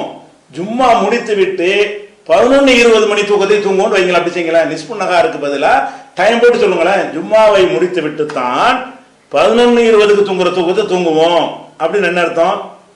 11:20க்கு முன்னாடி ஜும்மா தொழுதுட்டு அர்த்தம். அப்படியும் நடந்திருக்கிறது. அதான் அவர் கிலாலா கலாலான்னு சொல்லி கூகுள் அடிச்சு பார்த்தாருங்கிறாருல, 3 பேருக்கு தப்புண்டாருல, எதை வச்சு அந்த கூகுள் இதை வச்சு தப்புன்னு சொல்லிவிட்டார். அப்போ இதில் என்ன விளங்கிருச்சுன்னு சொன்னால், ஃபர்ஸ்ட் ஆதாரம் என்னன்னு கேட்டால், எதை அவர் ஆதாரம் இல்லைங்கிறாரோ அது ரொம்ப பெரிய வலுவான ஆதாரம். கைலூலா தூக்கம் என்பது சரிபாதி பகலில் தூங்குவது. சரிபாதி பகல் என்பது இஸ்லாமிய கணக்கு பிரகாரம், வெள்ளைக்காரன் கணக்கு பிரகாரம் 6லேருந்து இருக்கக்கூடாது. இஸ்லாமிய கணக்கு பிரகாரம் ஃபஜர்லேருந்து மகரிபு தான் பகல், மகரிபிலேருந்து ஃபஜர் தான் இரவு. இப்படி இஸ்லாத்தில் நமக்கு சொல்லி குர்ஆன்ல சொல்லப்பட்டிருக்கிற காரணத்தினால அந்த பகலுடைய டயத்தை பாதி ஆக்குனீங்கன்னு சொன்னா அந்த பாதி லோகருக்கு முந்தி தான் வருமே தவிர லோகருக்கு பிந்தியோ லோகர் நேரத்திலே வராது. அப்ப அந்த நிஸ்ஃபுன் நஹார்னு சொல்றதை வைத்துக்கொண்டு நம்ம பொருள் செஞ்சு பார்த்தால் அந்த முற்பகல் என்பதுதான் கரெக்ட். இது முற்பகல் தானே, சரிபாதி. அந்த சூரியன் சாஞ்சா தானே பிற்பகல் ஆகும். சூரியன் உச்சியில் இருக்கிற அதை சாயிறதுன்னு சொன்னா கிழக்கிலிருந்து மேற்கு நோக்கி இருக்கிற நிழல் மேற்குல இருந்து கிழக்கு நோக்கி மாறிக்கணும் டைரக்ஷன். அந்த மாறுற டயத்தான் சாயுதுன்பாங்க. அந்த மாறுற வரைக்கும் உள்ளது பூரா வந்து முற்பகல், நிழல் வந்து திசை மாறிக்கொண்டது என்று சொன்னால் பிற்பகல். இப்படி வருதுல, இந்த தூக்கம் வந்து முற்பகல்ல நடக்குதா பிற்பகல் நடக்குதா? இதுதான் நீங்க ஆய்வா இப்படி சொல்லணும். கதாண்டா போய் கேளுங்க, கலாலாண்டா என்னன்னு போய் கேளுங்கன்னா எங்க போய் கேட்கறது? இங்க போய் கேளுங்க. அப்ப இது என்ன இருக்குன்னா, ஜும்மாவுடைய டயத்தை வந்து அது தெளிவாக சொல்லுகிற விஷயத்தை நம்ம பார்த்துக்கணும். அதுக்கப்புறம் வந்து இன்னொன்று விஷயம் எங்க, அதாவது கதாவுக்கு விளக்கத்துக்கு வர்றாரு. அது கதாவுக்கு என்ன விளக்கம் வர்றாரு? இது வந்து கதாண்டா என்ன அர்த்தம்? பகல் சாப்பாடு தான் அப்படிங்கிற ஒரு வாதம் வைக்கிறார். முதல் அடிப்படை வழங்கி கொள்ளணும், இஸ்லாமிய ரசூல்லாவுடைய காலத்திலையும் அதை தொடர்ந்து ஒரு 500 ஆண்டுகள் வரைக்கும், ரசூல்லாவுடைய காலத்தில் இருந்து அதை தொடர்ந்து ஒரு 500 ஆண்டுகள் வரைக்கும் அரபுகள் வந்து 2 சாப்பாடு தான் சாப்பிடுவார்கள். ரெண்டுமே இருட்டுக்கு முந்தி சாப்பிட்டு விடுவார்கள். இருட்டு சாப்பிட மாட்டார். இரவு உணவுன்னு சொல்றாரு. இறை உணவு கிடையாது, அஷா தான், மாலை உணவு தான். அரபில் இருக்கிறது என்னது, ராத்திரியில் சாப்பிட்டா அது ஒன்று தெரியாது, வெளிச்சமெல்லாம் இல்லாத ஒரு காலம். அதனால என்ன செய்வாங்கன்னு கேட்டா, காலை உணவுங்கிறத வந்து காலையில சாப்பிட்டுருவாங்க. இரவு உணவுன்னு ஒரு பழக்கத்தில் சொல்றாங்க. அஷாங்கிறது வந்து இன்னும் சொல்ல போன உதாரணமா வச்சுக்கிறீங்களேன், அஷாங்கிறது நீங்க வந்து நோன்பு திறக்க போறீங்க. நோன்பு திறந்துகிட்டு இருக்கும்போது வந்து என்ன செய்யுது, இல்லை நோம்பாளியா இருக்கிறீங்க. நோம்பாளியா இருக்கும்போது என்ன செய்யறது, நோம்பு இருக்கிற டைம் வாங்க சொல்லிட்டாங்க. இப்போ நீங்க என்ன செய்யணும், தொழுகைக்கு போகணுமா திங்கணுமா? அப்படி வரும்போது ரசூல்லா சொல்றாங்க, நீங்கள் வந்து வாங்க சொல்லிவிட்டார்கள் என்று சொன்னா நீங்க என்ன செய்யுங்க, அஷாவை சாப்பிட்டு தொழுவு போங்க. மகரிபுக்கு முந்தின சாப்பாடு, மகரிபுக்கு முந்தி சாப்பிட்ற அந்த சாப்பாடு, மகரிப் டயத்துல சாப்பிட்ற சாப்பாடு இருக்குல்ல, அந்த சாப்பாடை சாப்பிட்டு விட்டு தொழுவு போங்க. தொழுகையை விட வயிற்று பசி முக்கியம். அதனால நல்லா நோம்பை திறந்து நல்லா யாராவது சாப்பிட்டு விட்டு என்ன செய்யுங்க, நீங்க தொழுகைக்கு போங்க அப்படின்னு சொல்றாங்க. அப்ப அந்த மாதிரி நேரத்தில் சாப்பிட்றது தான் அரபுகள்கிட்ட இருந்த உணவு பழக்கம். அன்றைய காலத்தில் இருந்த உணவு பழக்கம் இருக்கிறது. அந்த உணவு பழக்கப்படி பார்த்தீங்கன்னு சொன்னா, அப்ப ரசூல் ஸல்லல்லாஹு அலைஹி வஸல்லம் காலத்திலையும் ஒரு 500 ஆண்டுகள் வரைக்கும் அப்படியே இன்னைக்கு ஆய்வு செஞ்சு எழுதக்கூடிய ஆய்வாளர்கள்லாம் நூல்களில் விவரமா எழுதுறாங்க. இந்த பழக்கம் இன்னைக்கு இல்லை. அரபுகளில் இருந்த உணவெல்லாம் பகல் சாப்பாட்டுக்குன்னு ஒரு சொல்ல அரபில கிடையாது, அப்படி சொல்றாங்க. பகல் சாப்பாடே இல்லாம இருக்கும்போது பகல் சாப்பாட்டுக்கு ஒரு சொல்லு இல்லை. அதனால களவாண்டு அதை கொண்டு இதுக்கு பயன்படுத்துறாங்க. பகல் சாப்பாட்டுக்கு பண்டைய மொழியில வந்து அந்த சொல்லு இல்லாதனால தான் காலை சாப்பாட்டுக்கு உள்ள சொல்லையை கொண்டு பகலுக்கு போட்டு பயன்படுத்திக்கிட்டு நாசமாக்கி விட்டாங்க. பகல் சாப்பாட்டுன்னு ஒரு பழக்கம் இருந்தா தானே அதுக்கு ஒரு சொல்லு இருக்கு. எதுக்கு சாப்பாட்டுக்கு என்னென்ன சொல்லு இருக்கிறது? சகர் நேரத்தில் சாப்பிட்றதுனால சகர் சாப்பாடுன்னு பேரு, அக்களத்து சகர். அது ஒரு டைம். அப்போது சுபுக்கு முன்னாடி சாப்பிட்ற சாப்பாடு ஒன்று எக்ஸ்ட்ரா இஸ்லாத்துல ரமலானுக்கு வரணும், ரமலானுக்கோ சுன்னத்தான நோம்புக்கோ வைக்கும்போது வருகிறது, அந்த சாப்பாட்டுக்கு பேர் இருக்கிறது. அதே மாதிரி வந்து காலையில சாப்பிட்றதுக்கு ஒரு பேர் இருக்கிறது. அப்ப அதே மாதிரி வந்து நோம்பு திறக்கிற நேரத்தில் சாப்பிட்றது இருக்குல்ல, அந்த இரவு முடிகிறதுக்குள்ள அந்த நேரத்தில் சாப்பிட்றதுக்கு வந்து, அதாவது இருட்டும் வெளிச்சமா இருக்குமே அந்த மாதிரி நேரத்தில் சாப்பிட்றதுக்கு பேர் அஷா. அதோட முடிச்சிருவாங்க. அதுக்கு பிறகு சாப்பாடுலாம் கிடையாது. கரெக்டா ஒரு 12 மணி நேரம் இடைவெளியில சாப்பிடுவாங்க. இந்த பழக்கம் தான் இருந்ததே தவிர எது இல்ல, இது மாதிரி மூணு வளர்ச்சிங்கிற ஒரு விளையாட்டே இல்லை. அப்ப ரசூல் ஸல்லல்லாஹு அலைஹி வஸல்லம் காலத்துல கதாங்கிறத நம்ம எப்படி அர்த்தம் செய்யறதுன்னு கேட்டா, இப்ப வந்து ரசூல் ஸல்லல்லாஹு அலைஹி வஸல்லம் அவர்கள் வந்து வீட்டுக்கு வருவாங்க, சுபுஹு தொழுதுட்டு வந்து உங்கள்கிட்ட ஏதாவது கதா இருக்கான்னு கேட்பாங்க. சுபுஹு தொழு வீட்டுக்கு வந்து என்ன செய்வாங்க, இவர் கதா உணவு காலை உணவு இருக்கான்னு கேட்பாங்க. இருக்குதுன்னு சொன்னா சாப்பிடுவாங்க, இல்லைன்னு சொல்லிட்டா அப்ப நான் நோம்பாளியா இருந்துக்கிறேன் சுபுகு தொழுதுட்டு வந்து நண்பகல் சாப்பாடு தாங்கிறாரு. எது ஆதாரம்? அரபி பேசுறாங்க, அது ஆதாரமா? அரபி பேசுறது ஆதாரமா? அல்லாஹ்வுடைய ரசூல் பேசுறது ஆதாரமா? அல்லாஹ்வுடைய ரசூல் என்ன கேட்கறாங்க? மனைவிட்ட வந்து கேட்கறாங்க, ஹல் இந்தக்கும் மின் கதாயின், உங்கள்ட்ட ஏதாவது கதா இருக்குதா அப்படி கேட்கறாங்க. எது காலையில சுபுகோட வந்துட்டு வந்து 1:30 மணி சாப்பிட்ற சாப்பாடு இருக்கான்னு கேட்பாங்களா? நோம்பா இல்லையான்னு முடிவு எடுக்கிறதுக்கு வர்றாங்க. வந்து என்ன செய்யறாங்க? சாப்பாடு இருக்குன்னு சொன்னா சாப்பிட்டுருவோம், சாப்பாடு இல்லைன்னு சொன்னா சுபுகுலேருந்து நம்ம ஒன்றும் சாப்பிடாம தான் இருக்கிறோம். சுண்ணத்தான நோம்புக்கு வந்து அப்போ முடிவு பண்ணிக்கலாம், இரவுலே தீர்மானிக்க தேவையில்லை. ரமலான் நோம்புக்கு மட்டும் அப்படி செய்யணும், அதுக்கு வேற ஒரு ஹதீஸ் எல்லாம் இருக்குது, அந்த விரிவா போயிடும். அப்ப அந்த ஒரு விஷயத்தின் படி பார்த்தீங்கன்னு சொன்னா ரசூல்லா வந்து காலையில வந்து கதா இருக்கான்னு கேட்கறாங்களே, அது தப்புங்கிற இருந்தாலும் ரசூல்லா வந்து கதா இருக்கான்னு கேட்டாங்கல்ல, அது எப்படி கதான்னு கேட்க முடியும்? 10 ஆண்டுக்கு மேலே லோகருக்கு பின்னாடி சாப்பிட்றதுக்கு போல கதாங்கிறது. அப்போ லோகர் வரைக்கும் நல்லா மேஞ்சு லோகருக்கு பின்னாடி சாப்பாடு இருக்கான்னு கேட்பாங்களா? அந்த இன்னும் சொல்ல போனா அஷா சாப்பிட்டு பழகின ஒருத்தனுக்கு காலையில சாப்பாடு கேட்க ஆரம்பிச்சிருமே. நீங்க நம்மள மாதிரி 11 மணிக்கு 12 மணிக்கு ராத்திரில சாப்பிட்டா தான் காலையில பசிக்கு லேட் ஆகும். 6 மணிக்கு சாப்பிட்டு பழகுனீங்கன்னு சொன்னா எந்திரிக்கும் போதே பசியோட தான் எந்திரிப்போம். 12 மணி நேரம் ஓடி போச்சு. அப்ப காலை சாப்பாடு தான் அலைவாங்க. இவர் என்ன சொல்றாரு? காலை சாப்பாடையும் விட்டுட்டு 1:30 மணி வரைக்கும் பட்டினியா கிடக்கணுமா? ராத்திரி சாப்பிட்ட சாப்பாட்டுக்கு என்ன செய்யணும்? சாயந்தரம் 6 மணிக்கு சாப்பிட்ட சாப்பாட்டுக்கு வந்து லோகர் வரைக்கும் பட்டினியா கிடந்து அதுக்கு பிறகு திம்பாங்க. அப்படியா? அப்ப ரசூல் ஸல்லல்லாஹு அலைஹி வஸல்லம் காலத்துல வந்து அதுக்கு பிந்தில ஒரு 500 ஆண்டுகள் காலத்திலையும் என்ன இல்லைன்னு கேட்டா, இந்த காலை உணவு, பகல் உணவு, இரவு உணவுங்கிற ஒரு அடிப்படை இல்லை. ஒன்னு காலை, ஒன்னு மாலை, இதுதான் இருந்தது. இதுக்கு ஒரு பகல் உணவுக்கு ஒரு சொல்லே கிடையாது என்றெல்லாம் இன்றைய நவீன நூல்கள், இது ஆய்வு பண்ண நூல்கள் என்ன செய்யப்பட்டிருக்கு, எழுதி வச்சுக்கிற காலத்தையே பார்க்கிறோம். அப்ப இந்த கதாவுடைய அர்த்தம் வழங்கி போச்சா? கதாவுக்கு இவர் சொல்ற அர்த்தம் வந்து என்ன அர்த்தம்? இந்த அரபிகள் பேசிக்கிறாங்கல்ல, அதான் ஆதாரம். அரபிகள் பேசுறதுக்கு மாத்தமா மொழிபெயர்ப்பு செஞ்சு விட்டீர்கள், அதனால தமிழ் மொழிபெயர்ப்பு தப்பு அப்படிங்கிறாரா? அதுக்கடுத்து இன்னொன்னே நீங்க பார்க்கணும். என்னன்னு கேட்டா வேற வேற ஆதாரங்களை வைப்போம். இப்போ ஒரு ஹதீஸ் என்ன இருக்குன்னு கேட்டா, நாங்கள் புகாரில் 4168 நாங்கள் ரசூல் ஸல்லல்லாஹு அலைஹி வஸல்லம் அவர்களோடு ஜும்மாவை தொழுவோம். ரசூல்லாவோடு ஜும்மாவை தொழுவோம். தொழுது விட்டு சும்மா நன்சரிப்பு, பிறகு வீடுகளுக்கு நாங்கள் திரும்புவோம். திரும்பும் பொழுது உலைசலில் ஹைத்தானி தில்லுன் நத்தலில்லு ஃபீஹி, அதுல எங்களுக்கு தேவையான நிழல் இருக்காது. தொழுதுட்டு வந்தா அப்ப வீடுகள்ல இருந்து நிழல் வரும்ல, நிழல் வந்திருந்தா என்ன செய்யும்? அந்த நிழல்ல நடந்து போயிடலாம். நாங்க தொழுதுட்டு லொஹரு ஜும்மா தொழுதுட்டு வருவோம், அப்ப என்ன இருக்காது?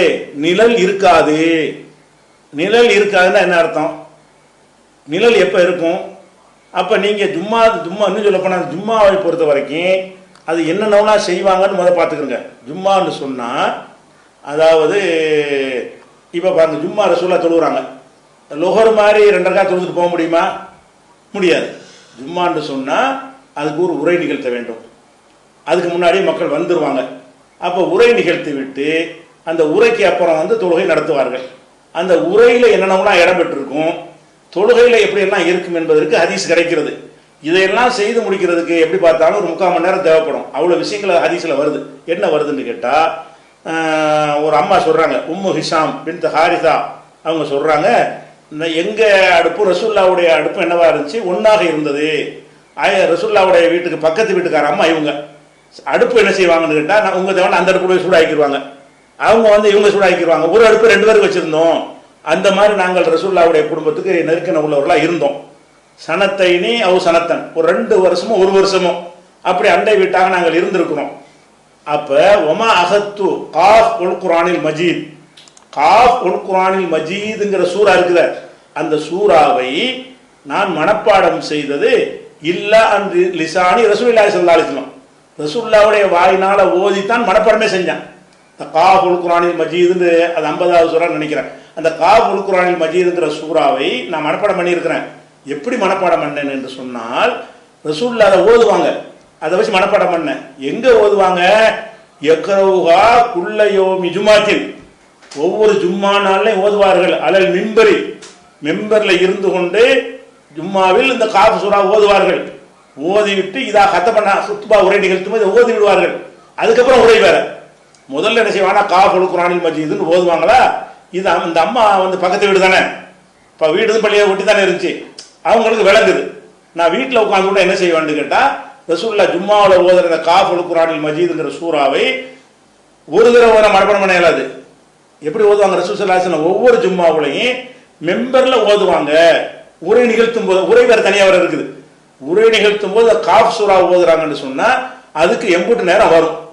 அது போக அப்புறம் பயான் வேறு பண்ணுவாங்க, எச்சரிக்கிற மாதிரி அழுக வர்ற மாதிரி பெரிய அறிவுரைலாம் சொல்வார்கள். அப்போ இது வந்து முஸ்லீமில் வரக்கூடிய ஹதீஸு இருக்கிறது. அதே மாதிரி வந்து இதே இதில் அது போக வந்து இந்த கருத்து நிறைய சொல்கிறாங்க. இதில் வந்து என்னென்னு கேட்டால், ஜும்மாவில் வந்து இந்த மாதிரி ஒரு உரையை நிகழ்த்திடுறாங்க, அப்புறம் சூறா வேறு அப்படி ஓதிருக்கிறாங்க. அப்புறம் ஜும்மாவிலே ஓதக்கூடிய சூறாக்களும் பெரிய பெரிய சூறாக்கள்லாம் ரசூலுல்லாஹ் இணைஞ்சிருக்கிறாங்க, ஓதிருக்கிறாங்க. அப்படி இருக்கும் பொழுது அப்போ ஜும்மாவில் வந்து உலகம் தொழுதுட்டு வர்றதா இருந்தால் கண்டிப்பாக நிழல் வந்திருக்கும்ல. உங்கள் கருத்துப்படி பார்த்தீங்கன்னா சூரியன் உச்சி சாய்ந்த பிறகு, உச்சி சாய்ஞ்சாலே நிழல் வந்துருச்சுன்னு அர்த்தம். சூரியன் வந்து உங்கள் வாதம் என்ன, சூரியன் உச்சி சாய்ந்த பிறகு வந்து ஜும்மா தொழுதாங்க. உச்சி சாயும் போது, உச்சி சாயதுனால என்ன அர்த்தம், நிழல் வந்துருச்சுன்னு அர்த்தம். அந்த வந்த நிழல் வந்து ஒரு 3/4 மணி நேரம் பள்ளிவாசலில் இருந்துட்டு அதுக்கப்புறம் சுன்னத்துன்னு தான் தொழுக போவாங்க, தெரியல. அதை மட்டும் முடிச்சு விட்டு அவங்க வெளியே வந்தார்கள் சொன்னால் நிழல் இருக்குமா இருக்காதா? நிழல் இருக்காதுங்கிறாங்களே. அப்போ நிழல் இருக்காதுன்னா என்ன அர்த்தம்? அப்போ நிழல் வராமன்னா ஜும்மா அது ஜவாலுக்கு முந்தைய தொழுவிட்டாங்க. அப்படி வந்தால் தான் நிழல் இருக்காது.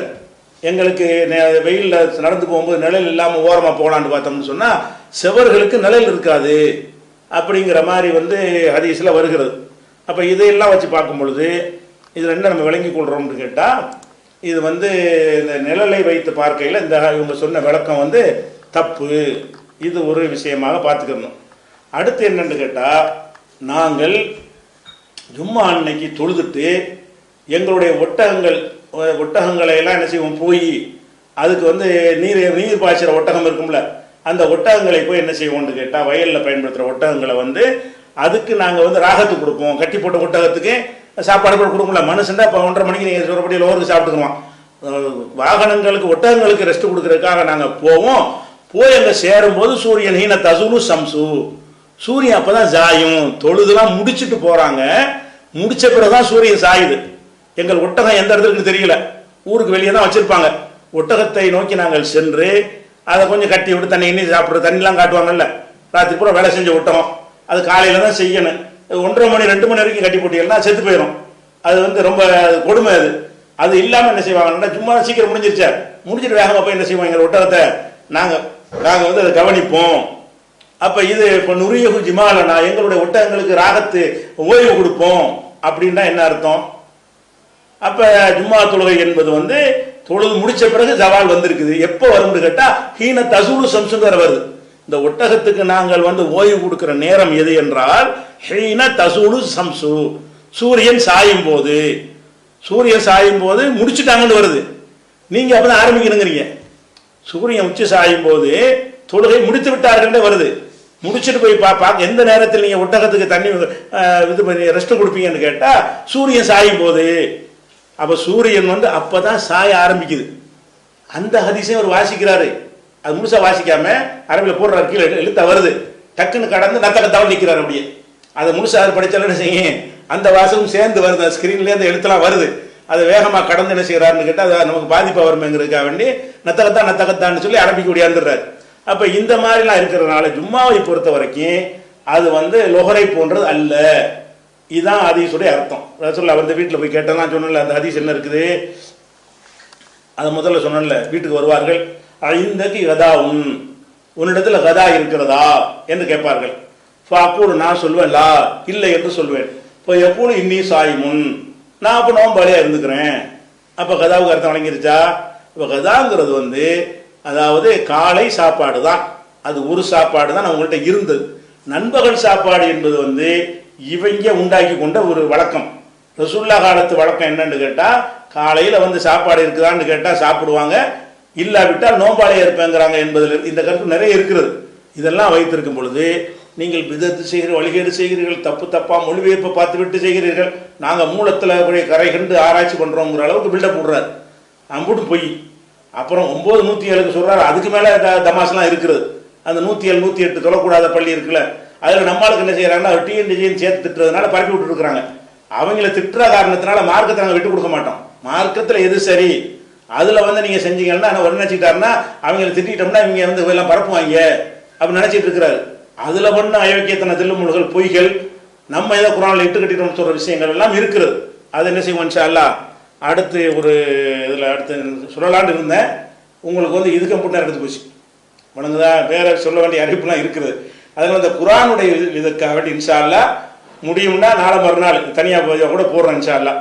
இல்லைன்னா அடுத்த ஞாயிறு போட்டுருவோம், நாளை மறுநாள் போட்டுருவோம். நாளை மறுநாள் ரெக்கார்ட் பண்ணி செவ்வாய்க்கிழமை என்ன செய்வோம் அந்த விஷயத்தை போட்டு விட்டுருவோம். இப்போ வந்து வேற ஒரு முக்கியமான நீங்கள் எதிர்பார்க்குற விஷயம் இருக்குல்ல, அதை சொல்லி போடுவோம்.